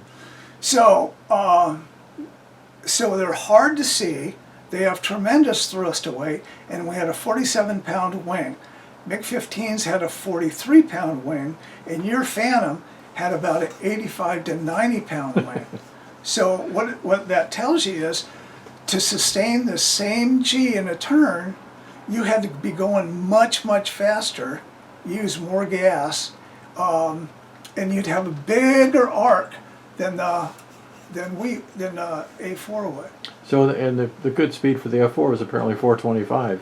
Well, you're what they call the oh man, lowest angle attack for your best turn rate. Oh, the term just escaped me. Anyway, that would be your corner speed. Right. And I think yours was higher than, I think that was about 380. But Yeah, I thought I got that out of your book. okay, well, I'm not gonna. Because I was never familiar with that term. Yeah. So. Corner speed for the A4 was 320. And I just so what commonly happens in this thing, again, third generation, is good thrust in the jets at that time, F-14, F-15, F-16, but their thrust was not unlimited. So you do one of these rolling scissors for a while, and your nose is up. That axis between the airplane is eventually going to fall off and drift towards the horizon. And you can do rolling scissors going downhill until you hit the water or dirt. But what commonly happens is you both go, okay, this is not working out, and this transitions into a flat scissors, which is very little use of the vertical. In fact, what you're trying to do is stop forward movement, forward motion relative to your target. Obviously, the reason is you're trying to get back. It is extended 6 o'clock to get in a gun envelope. So, in a nutshell, rolling scissors is rotating about an axis using all three flight controls, but still with enough energy to maneuver. And flat scissors is what generally comes out of a rolling scissors, and you're just trying to hang on your flaps and your engines and the wings. In the A4, of course, that was one of the things they had mandated where the slats were bolted in, and then. How'd you know that? Your friend, your book. Oh, yeah. Yeah. And then as soon as they did, and I think, was it Biggs was talking about, if they weren't trimmed properly, you were in for the ride of your life when you put the slats out, So, and what did he do? You put them all the way down, then go to half position. Oh, they're aerodynamic. You don't have any control on that. But wasn't there a way to lock them in place, though? Yeah, you could get down to about 220, 230 and snap them, and they would lock. But as soon as you unloaded, they'd go pop up. So they were a tremendous additional lifting device, and it really gave you a better corner, a better turn, and better lift. But unless the technicians knew how to do them well, they could also kick your ass. We fortunately had the masters of tuning slats in VFC 12, so we used them all the time, and we used the flaps a lot in slow speed maneuvering. Just to give you an example of the capability of a Super Fox, a friend of mine, Air Force guy by the name of Bill Hamilton's call signs Beeper, was the youngest F-15 pilot, Eagle pilot, to be assigned to the first squadron of Eagle jets. And he was lucky enough to get on the schedule 2 Eagle jets against VFA 120, 43 at Oceana. What he didn't know, and he didn't care because he's in the world's greatest airplane, was that the 2 A4s that were going out were both Super Foxes. So they did remember I mentioned the VID requirement, and the Air Force, God bless them, really practices this stuff.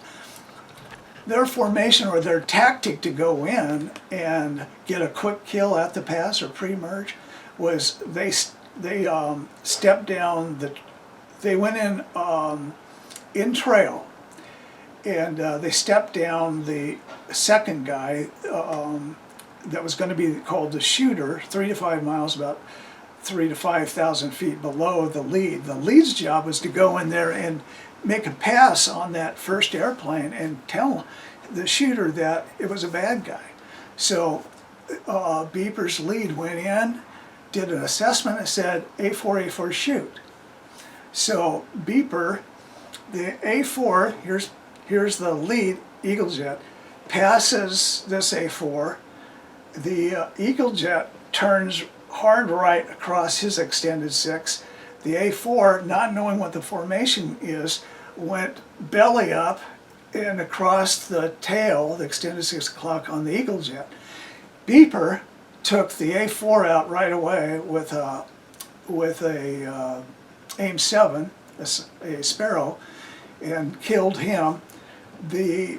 What they didn't know, and they didn't paint on the radar, is a low A4 in trail, identical to their formation, their tactic. So when this Eagle passes this A4, the A4 back in trail shoots the Eagle. So we've got a live A4 and Beeper in his Eagle Jet, and they see each other about the same time. Well, they both start into this fight, and for some reason, Beeper went into a horizontal, also called a maneuvering fight, position fight, but it's primarily a horizontal fight. And he's not winning, it's not used to that. So he looks down, he's got about 250 knots, he's coming right down to on the soft deck, 10,000 feet over the water. And he doesn't like this, smart guy. And he unloads, the burners were all already lit, but he picks up 350 knots, levels his wings, and just starts climbing. And he lost why he put his head inside the cockpit, he lost sight of the A4. A4 pretty much did the same thing. Doesn't have burner, but it does have a good engine. So Beeper extends up to about 25,000 feet, a climb from about 10,000, knowing Beeper was a lot less than that. But anyway, he extends up there, he rolls over, and what he's expecting to see is way down below him, this A4 trying to get his nose up to shoot, much like that Spanish guy in the Hornet. And he looks down there, and there's no A4 there. So he increases his roll, and he starts looking behind him, and pretty soon he sees the A4 come up at about 800 feet, roll and pull lead, and drop his flaps. And the flaps on the bottom said Super Fox. And he just gunned his brains out. So, point being,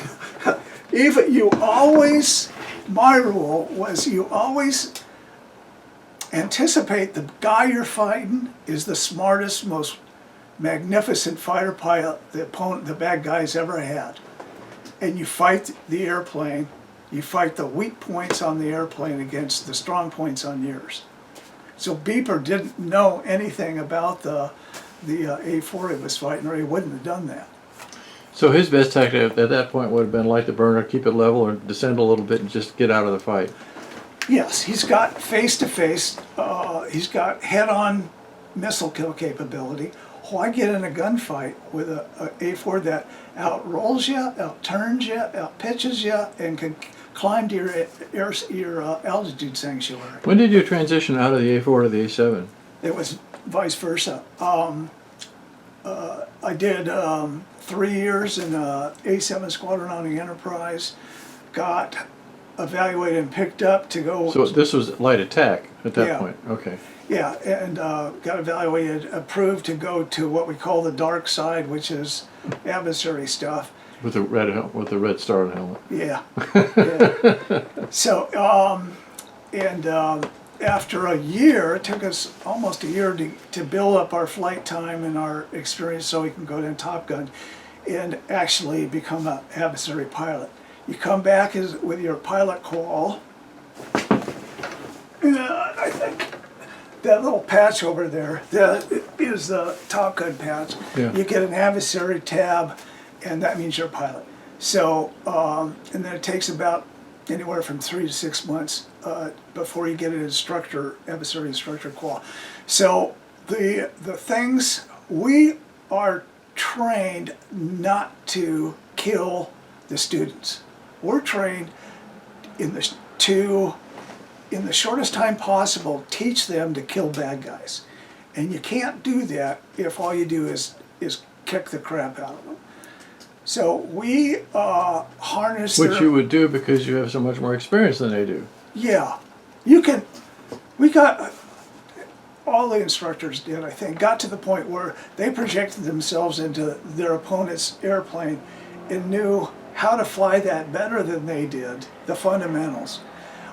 So they can talk to him and get him in the fight so he can kill you, which is so much better than just humiliating some poor, Now, part of what you were doing, though, as an adversary was training the light attack guys to not lose to the fighter airplanes. Right. And right. what was in the syllabus for that? The main thing is don't engage if you don't have to. But there's no training if you don't engage. So we would teach them basic fighter maneuvers by themselves, one-on-one, and then bring 2 airplanes together as a section and teach them air combat maneuvering, which takes advantage of having 2 airplanes to fight initially one bad guy, and we teach them loose-do stuff where one guy goes engaged, the other guy is free, and he extends out of the fight, generates energy and position so he can come in and kill the opponent. But that came into, making the turn at the top to come back around, making a tight turn. And this is the thing I was curious about, was the guys flying the F4 we were scared to death of adverse yaw. Yeah. Because the F4 That's what you should be. Well, yeah, and sitting in the back seat, I always grabbed a hold of that radar so the guy couldn't touch any aileron. You ain't going to touch any aileron. Good. Survival instinct. But talking to Wiggs, he said that they used it basically to get a quick turn. So I guess if you're used to it, you can do it with little risk. The F5s, which Wiggs was just famous flying, they'd go up 0G it and then push over the F5, which is very uncomfortable, and can do a turn on top in, I think it was like right around 12 seconds. Just snap the nose over and come back down. And there was something very dangerous about that because there was a way they could lose it. Yeah. And almost unrecoverable. Right. If you depart it, if for whatever reason it gets unstable, and if you push the nose over, you can't stall it. As long as you've got wind over the... Sure. Because it doesn't go to high positive angle of attack. So as long as it's moving, you're good. The problem, if it gets hung up and you don't have good wind over the flight controls and wing, and this is critical, and there's an induced yaw component, you're going for a ride. Oh, yeah. So in the F5s, if they did depart, and very few of them did, they're very stable airplanes, you couldn't recover with flaps down. And generally you're going up, you probably have the flaps at least half. So the first thing you do if you start a incipient stage spin is raise the flaps up. And then you can go through the steps. On the A4 we did it opposite. Because when we flew it in pilot training, I said, well, you can stall it, but you can't spin the darn thing. The F5? T-38. Usually spins are self-generated. I mean, the airplane wants to fly. It doesn't like being stalled. That's a good point. It certainly doesn't like spinning. No, I didn't like it either. I hated it. And I was a spin instructor, and I never got used to it. I just hated But the A4, to do a loop takes a while. But we had a similar maneuver. It's called well, it looks like a hammerhead, but you go up, and there really is I mean, you just don't do this for air shows. If you're fighting a vertical fight, and the guy who's fighting has generated much more airspeed and is taking the vertical way up there. In fact, a short story to show you how this thing works. The first time I went through Top Gun, I was scheduled the first week you're doing just 1v1s. We had old beat up A4s, and we were taking a mini bubble, a small drop tank, so we could last the whole flight out there and stay on at Miramar. I was scheduled with the XL, incredible fighter pilot. So I had spent Monday, Tuesday, Wednesday getting the crap kicked out of me by him and his F5, and the fights were always the same. 450 knot turn in, he passes, he goes straight up, and I'm trying to chase him, and then you can't see him. And then he goes from invisible to just an itsy bitsy speck, means he just turned around. Now he's coming back down, and all that time, now I don't have any energy, so I'm falling around, flopping around like a frisbee, and he comes down and guns me. And for 3 days we did that. It's Wednesday night. I could have gone to the club and drank whiskey with my buddies, but I was so pissed off. I stayed and studied the PSS and the maneuvering curves, and figured out how an A4 can beat an F5. Thursday comes, we brief, we go out there, and like clockwork, 450 knots, 3-mile turn in. We have the merge, he goes in the vertical, and I extend. And I'm just climbing just enough to keep him on beam and take some of the altitude away so I can see him. So he doesn't like me being on the side. He wants to be way over the top. So he kind of comes up here. I can see him. He's a dot, a little bigger dot, and then a dot again. That means he's turned around. And so now I wait a little bit, and he's coming down. Now I bring my nose up, and I try to time this so he's coming down past me as I start my turn. So he's come down with a big old bag of knots, and I do a rudder reversal, which is, here's the ingredients. You go up, you zero airspeed or get close to zero airspeed. You go full stick into, usually the left, full left rudder, the nose breaks, you slice, the wing stays vertical with the horizon, you slice like that, and as soon as the nose gets down where you want it to go, you take the yaw out, push the stick forward, and it'll come right out. So when he's coming back down, I go, I start this rudder reverse, and lo and behold, just as he passes, I roll in behind him. Now he's stuck. So he spends the next 15-20 seconds trying to get out of my gun sight. And in this old beat up piece of crap A4, I get about 4 solid gunshots on him. And there's only one fight because he's ran himself out of fuel, and we go home. And this is before all the debrief stuff. He had every minute detail, from where the sun was, what time it was, the cloud cover, position of the sun, and where the fight starts and progresses. I mean, he had all the numbers down. But on this occasion, he never showed up for the debrief. So it was a coup. It was a victory. I declared myself victorious. So, but that was our kind of a surprise maneuver, and that's not something you want to do without some instruction. So, the light attack aircraft at that time were the A4 and the A6. A7. A7. Well, okay. A6s were the medium. Okay, bombers. but it's going to be the same idea: how to stay out of the fight in the first place. Right. And I guess it's hide if you can. Well, that's one reason why we used to try to keep all attack missions go in as sections or divisions. So they had backup, and they had, So in other words, you could separate and. yeah, right, Okay. and provide what they call mutual support. So, you know, and So actually, so you do that. So one guy goes into a turn, the other guy extends on out, and then turns around at 3 to 4 miles, and he comes back in. Hopefully, he'd get a shot, a head-on shot. But well, not hopefully he gets a shot.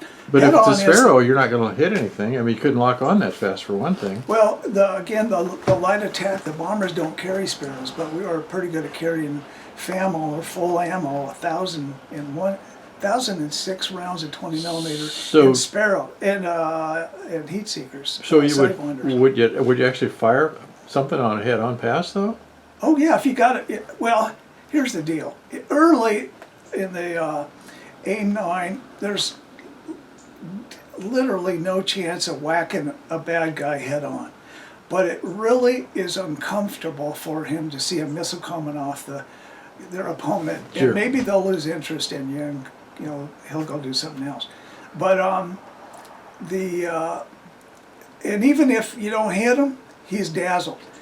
But if you do in the mutual support role, if you separate and give your wingman good calls to keep him alive, and maneuver your airplane to get back into the fight without, well, doesn't make any difference. Be back in the fight and in an envelope to kill him. In the early Sidewinders, it was all rear hemisphere stuff, up Right. to about 40 degrees at a mile. But as long as you can get a heat source, as long as you get a Sidewinder growl, that means at least the missile sees it. Now, whether or not the missile's going to come off and be able to maneuver to your target, that's another mystery. But if you know And it, that's because it takes us a second or two for the thing to arm, and it could basically over G itself trying to turn to track. yep. Well, it could exceed its G. But isn't that when you wanted to get outside the turning circle so you get a better angle at it then? You do that outside the turning circle is usually so you can get a cold size shot, which does two things. He's turning away from you, true, but the missile comes off, and the airplane is actually solving the navigation problem for the missile system, for the tracking system. Hot side is where, you know, the lift vector's on you.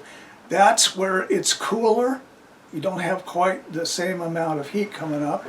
And this is where your opponent generates all this G or change of angle. And the early Sidewinders didn't have quite that much G available.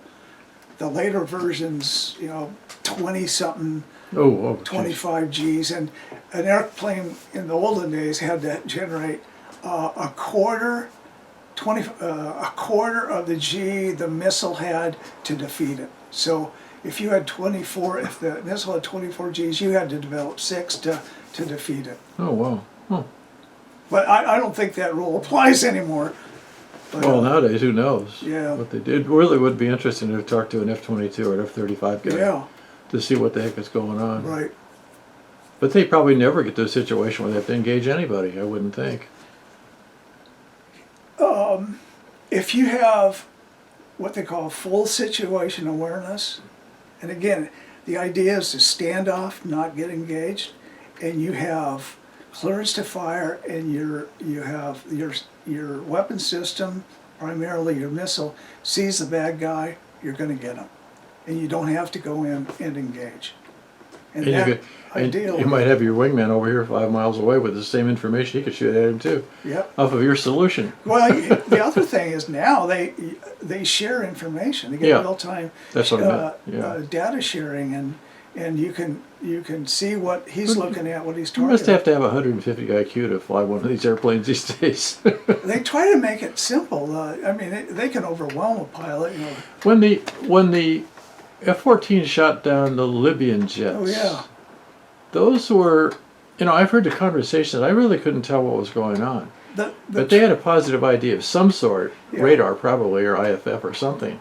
But they shot them in as more of a standoff position. Didn't they use Sparrows to do it? I think the weapons I'm not sure of. I think they got a couple Sparrows off. But if you, I'm not sure how much I can say about this now. If you map out the geography, or I should say the positional, the positions of both airplanes in time, the Rio, his call sign was Leo, and they called him Leo the Rio, was insistent that every time they turned, the F-14s turned away the Libyans, and I think they were in 23s, I'm not sure on that. The MiGs would turn into them. And the Rio is thinking they're trying to engage us, when in fact, the MiGs were on a steady course, and because the Tomcats were turning, it looked like, we're making small course correction, it looked like the MiGs, the relative positions, the vectors, the extended vectors, looked like the MiGs were targeting, we're going to engage. I think it was MiG-23s, but I'm not 1,000. Maybe Mirages? No, it wasn't. It was something. It was a Soviet-built airplane, but it wasn't. Oh, the MiG-23 is sort of a tricky anyway, I think. Isn't Well, it's swing wing. They go like crazy, but they have nowhere near the capability of a Tomcat. So I can look that up. I'll let you know.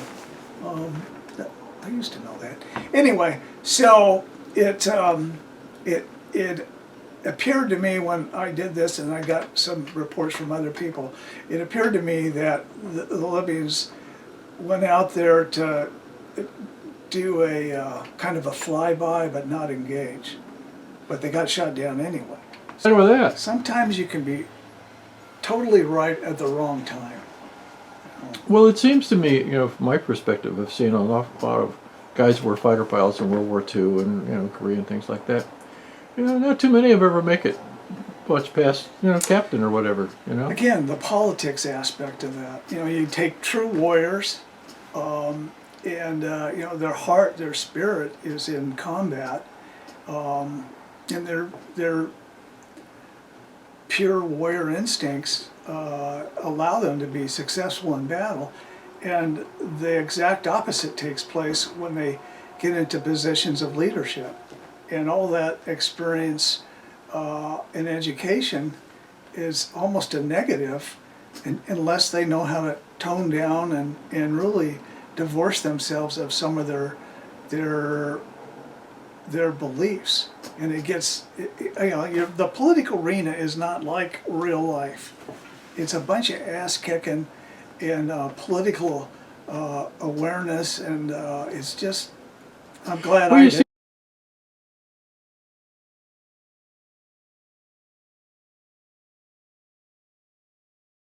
Fight. Back in the day, we don't know what they're doing in Series 5 type airplanes now, but what is the purpose of going vertical? What does it do for you? Let me backtrack so we can kind of get back on a baseline understanding. We're talking about generation 1, 2, and in some cases 3 airplanes. One being subsonic airplanes and have a low wing and low loaded wing and able to turn quite well. Type 2 or Generation 2 are supersonic, high loaded wings and don't turn very well, but they have gigantic thrust of weight. And Type 3 are kind of a combination of those two. So a typical example of a Type 3 would be? Type 3 F-14 was the first one. F-8, 18, 15, 16, all Type 3s. Okay, so what does it do for you? Well, again, there's 2 basic premises you have to establish. First is the premise that the guy you're fighting is the best fighter pilot the opposition has. So you don't try to fight him. What you try and do is look at the airplane that he's flying and figure out where you can maximize your capability against to minimize his or exploit his weaknesses in the inherent performance capability of his airplane. So you would not go in a vertical fight if you were in a MiG-17 fighting an F-4 because MiG-17's a low-loaded wing bogey, thrust to weight's not that good. Its vertical fight is highly compressed, and the F-4 does all that better than a MiG-17, and that's carry the fight to the MiG-17. So in a vertical fight, the F-4 would not stand much of a chance in a horizontal or slow speed fight, as in flat scissors. But it does quite well in doing extension maneuvers in the vertical away from the MiG-17. So he climbs to his altitude sanctuary, and regardless of how he turns on top, what he's trying to do is build separation 10,000, 15,000 feet, do a turn on top, come back down, lock or get a heat source or a radar lock, and hose a missile off. If he misses that shot, he's got another option. He can still do another vertical maneuver, or he can get out of dodge. He can extend out of the fight and call it a day. But there's inherent... And that's because he's got so much energy when he comes back downhill again. Exactly, right. He's got just a big bag of knots and lots of energy to do, like I say, another vertical move or to leave the scene. No, when you basically pull the nose and go straight up, in effect, you were talking something about pitch rate. I didn't understand what pitch rate meant. Pitch rate is really, there's two types. There's an instantaneous pitch rate and a sustained pitch rate. And that is your ability to create angles to make a turn. Usually it's associated with horizontal, but it works the same way in the vertical. But that is your ability, like a F-16 has an instantaneous pitch rate of about 28 degrees per second. After that initial pitch rate, when he gets back down to corner airspeed, which is his best turn speed, he goes into a sustained pitch rate or a sustained angle of turn degrees per second. And that sustained at 10,000, as I remember, is about 22 at combat weight. It's about 22 degrees per second for an F-16. So it's phenomenal in the horizontal. And they again, third generation airplane, F-16s have a great vertical fight. When you talk about, you actually sort of said it there in the corner speed. I think I heard somebody else. I think it was Wiggs that referred to corner speed. And I think he said the F4 was like 425, Yep. but that sounds awfully high. Well, it is, but it's... B7 and the F4 was saying 420. Right. It is... There's two numbers that cross. It's the minimum airspeed for the maximum G you can pull, airframe G. And that would be your corner speed. In the case of the F4, based on its wing loading and its Mach G, its airframe G limitation, its corner speed is 4 1/4. A7's 420. F-16s were about 4 or 380, and A4s were 3 1/4. Now so in the A4, when you talked about the fight you had with the instructor At Top Gun. in the F5, Top Yeah. Gun, and then how you figured out to extend, and I guess at best corner speed to extend out away from the guy. Oh, and then well, you if you're watch. extending, corner speed only gives you your very best turn rate. If you're trying to extend, you go for broke and cash You go for everything. what? Go for broke. You don't have to worry about corner speed. If you're extending to either get away from somebody or build energy to come back at them.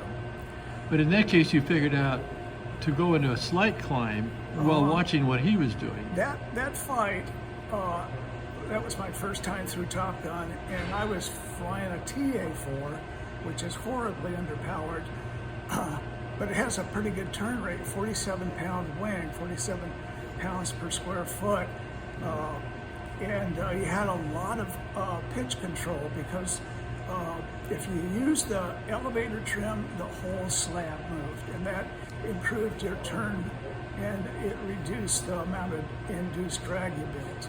So what I did, and his fight, the XO of Top Gun, his fight was to build up a big ton of knots and go vertical to the point where I couldn't see him anymore.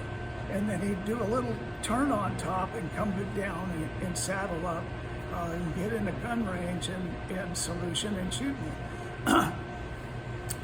After doing that for 2 days, to his great entertainment, I went and studied the books and came up with a counter to that. My problem was that I lost sight of him. If I kept sight of him, I could generally fight him, at least defensively, and hold him off, maybe not kill him. So what I did is when we went through at that very first pass at the start of the fight, he'd go 4 Gs and go vertical as far as he could go. And that was at least 15,000 feet. That's 2 miles. F5s you can't see head on if they're outside of about 1.5 miles or 2 miles. So what I started doing was taking some of that separation out. I wouldn't try to match noses with him. I couldn't go up there.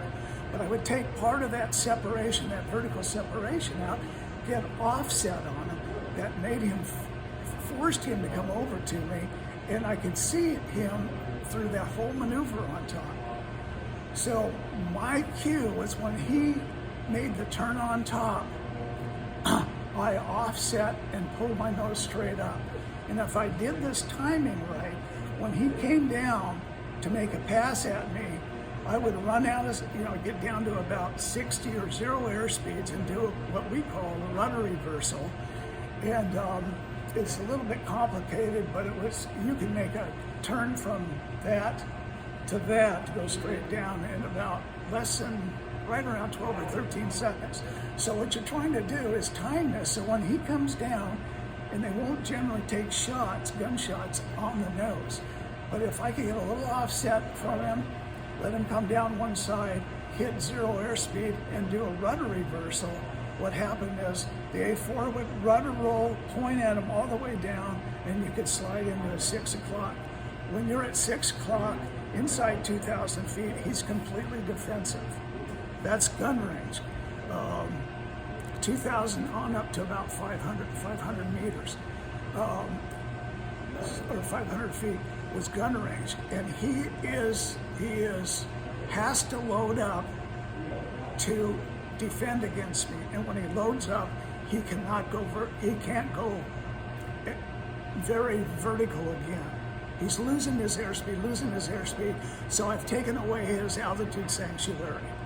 So, for Jim's benefit, tell Jim about the debrief. Oh, this is the XO at Top Gun. The first 2 days, he just kicked the living crap out of me. No big surprise. Everybody was having trouble with F5s and TA4s, and I'm sure you got some TA4 time. Over 1,800 hours in A4. Wow. I got 28, but 22 of that was ACM, A1 or A6A time. A6, yeah. So anyway, we would get back on Monday and Tuesday, the first 2 days. We had 4 fights. His debriefing skills was second to none.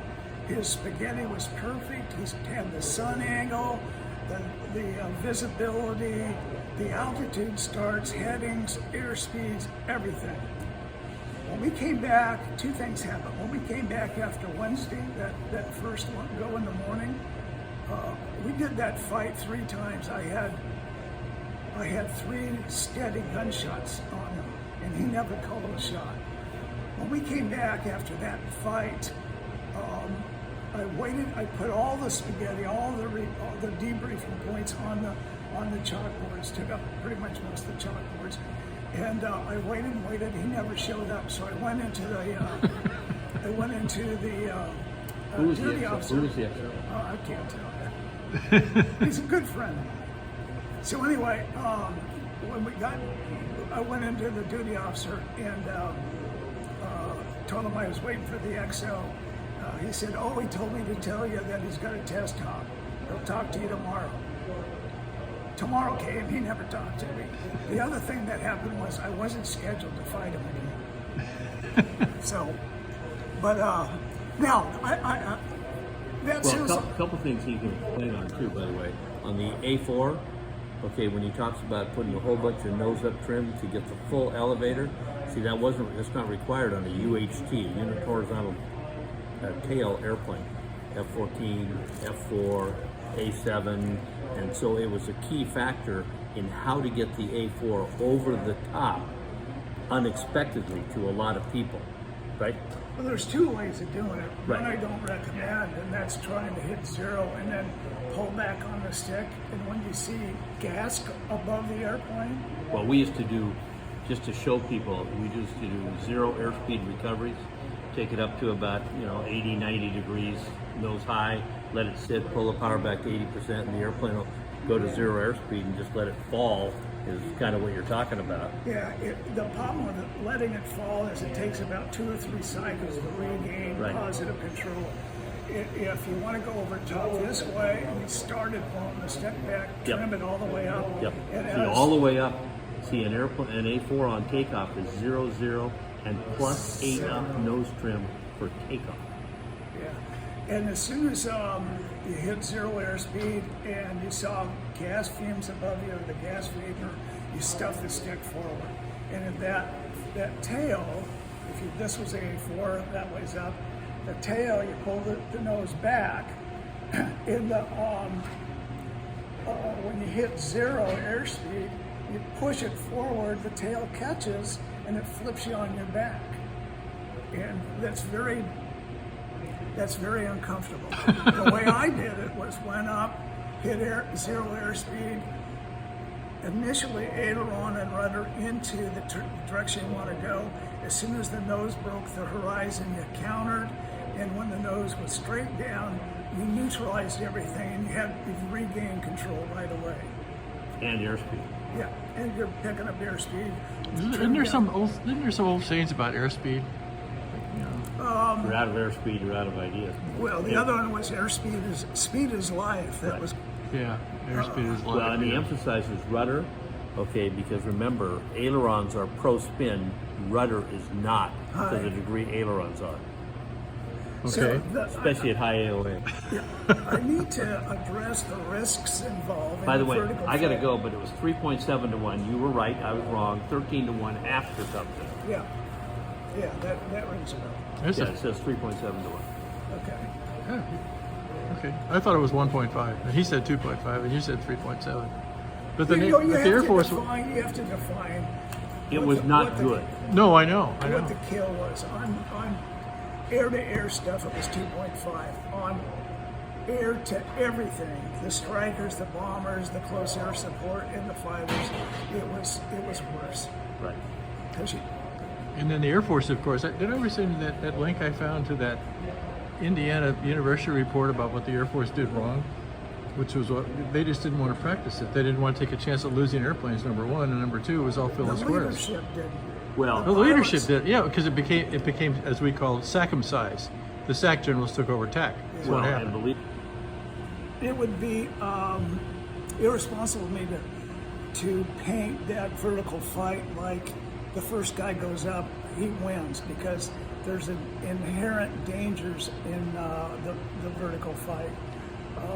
And you have to know, again, the limitations of the airplane you're fighting, and also be alert to the fact that if the guy can get his nose on you while you've extended, and you have a blue or a cold background, a blue background is cold, and if he can get within, well, in these days, third generation era with the heat-seeking missiles, if he can get inside about 2 miles and get a tone on you, you're dead.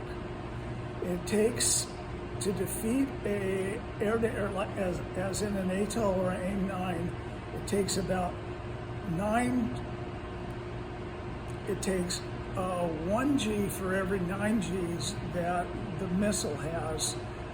You have to develop. So if it's, for example, if it's say a 15 G missile, you have to develop 5 Gs. If you're at the top of this vertical fight, you got no Gs. You got 1 G, and you can't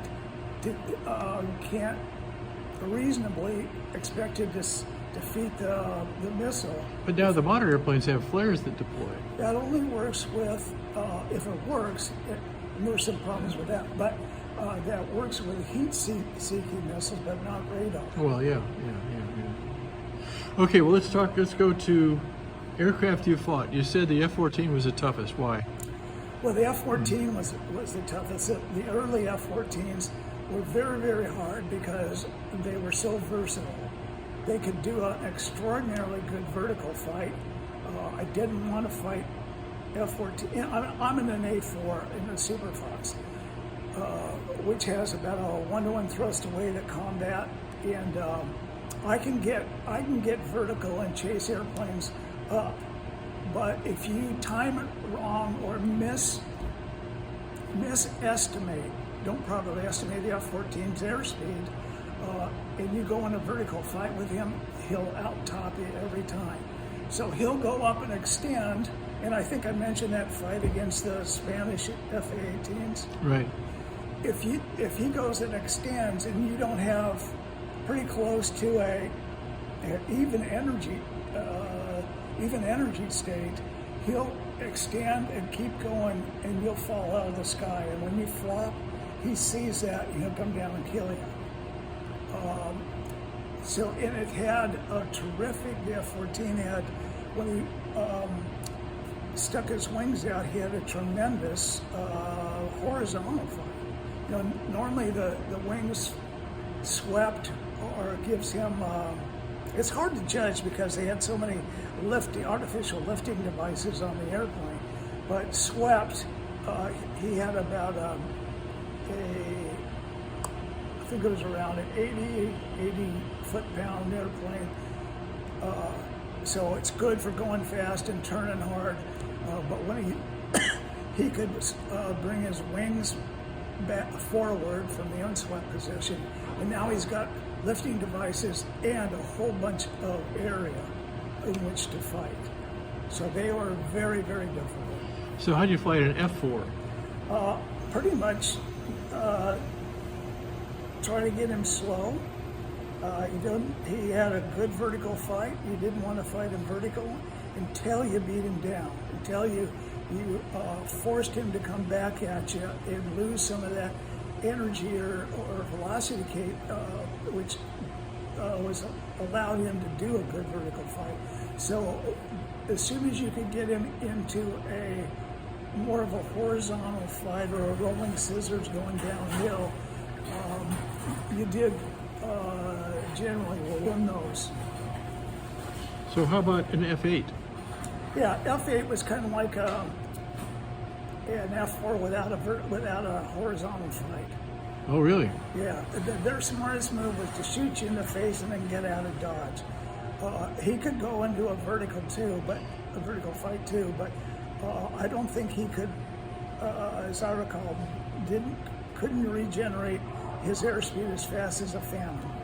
So after his first big vertical move, his vertical fight started compressing, and then he was either forced to extend out of the fight, leave the fight, and if he went into a horizontal fight with an A4, he was going to lose.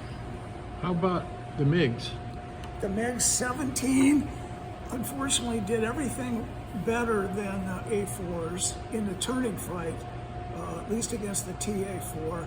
And I fought a MiG-17 3 or 4 times, tried to fight my fight, which was horizontal turning, and got the snot kicked out of me every time. So the idea was to let him bleed down, and he bled down. It took him 15 seconds, I think, to get his burner lit. He had an afterburner. It took him forever to get that. And then just let him take bites. Let him think he's winning. And when you have good energy, And you can tell that by the way his nose would react.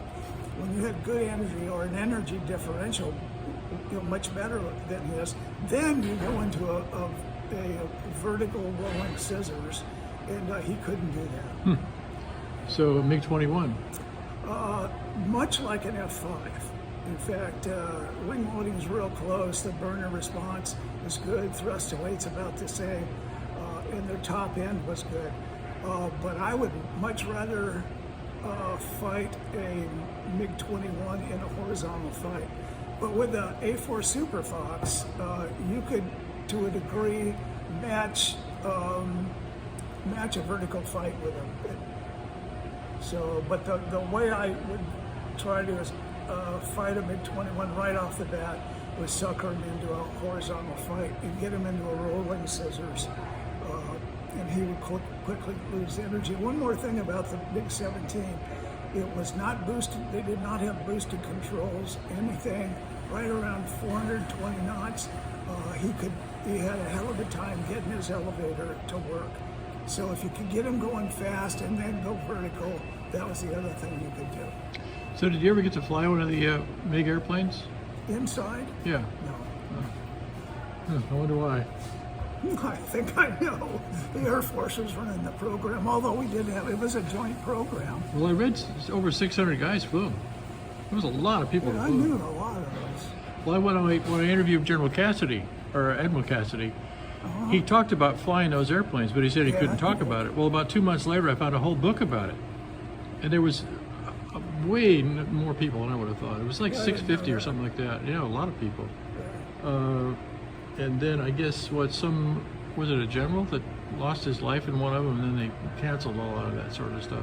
A guy named Digger was in a flogger that we had captured or was given to us. And bad thing about the floggers, they were It's the 23, right? right. They had the fastest acceleration rate of any airplane at that time, and it was very prone. It was unstable. The Russians built it because we had a swing wing, and they wanted to be as good as us.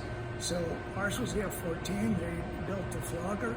It was a piece of crap from the beginning, but it did accelerate really good.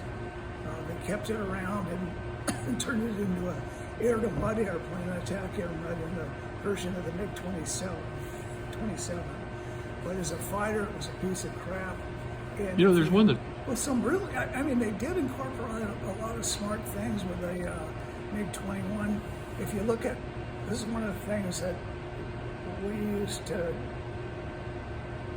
derive from looking at the fuselage, the engine, the armament and stuff. But the MiG-23 had a NATO single-point refueler. They could shoot their 23 millimeter guns. In fact, all their airplanes could shoot R-20s, but we couldn't shoot 23s. They had the top of the tail on the MiG-23 could fold down, and okay, why is that such a big deal? So they could land on straight highways and go under the bridges. And oh yeah, a small point. MiG-23 tire and wheel are the same as a Phantom's, so they could change their wheel and tire, jerk it off a Phantom and put it on theirs. And if you look at the way the cockpit is designed, it was a very defensive airplane. The Soviets did not really trust their pilots to be good defensive air-to-air pilots, nor did they trust them not to defect. So they had a fairly difficult cockpit to look out the back of them, which would indicate that they were going to be primarily controlled from the ground. So, and there, the way the Soviet mindset was, they didn't expect to have a Rickenbacker. They expected to saturate our defense and offense capability with numbers, just saturate them. And based on that, the airplane was pretty good because they weren't real expensive. They went fast. They carried a limited bomb load, but when you send 200 fighters and strike fighters over the feed by the forward edge of the battle area, you're going to cause some consternation. So that's about 5 or 6 different airplanes. Did you ever fly any of the NATO type airplanes, or? Fought F-105s, like a very fast F-8, F-102s, F-106s. F-106s actually surprised the crap out of me. Why? God, they got this giant wing and they just seem to be able to develop energy. This was up at Elmendorf, Alaska, and in the TA-4 anyway, I just had a heck of a time with them. They had really, and it was a good pilot, but I was just surprised at how good a 106 was. I'm really surprised. And they finally made a cockpit you could see out of. They changed the canopy so you could actually see it back a little the bit. 102 was terrible, but the 106 was a good airplane. Well, it had a whole bunch of horsepower. I'm gonna turn this off for a second.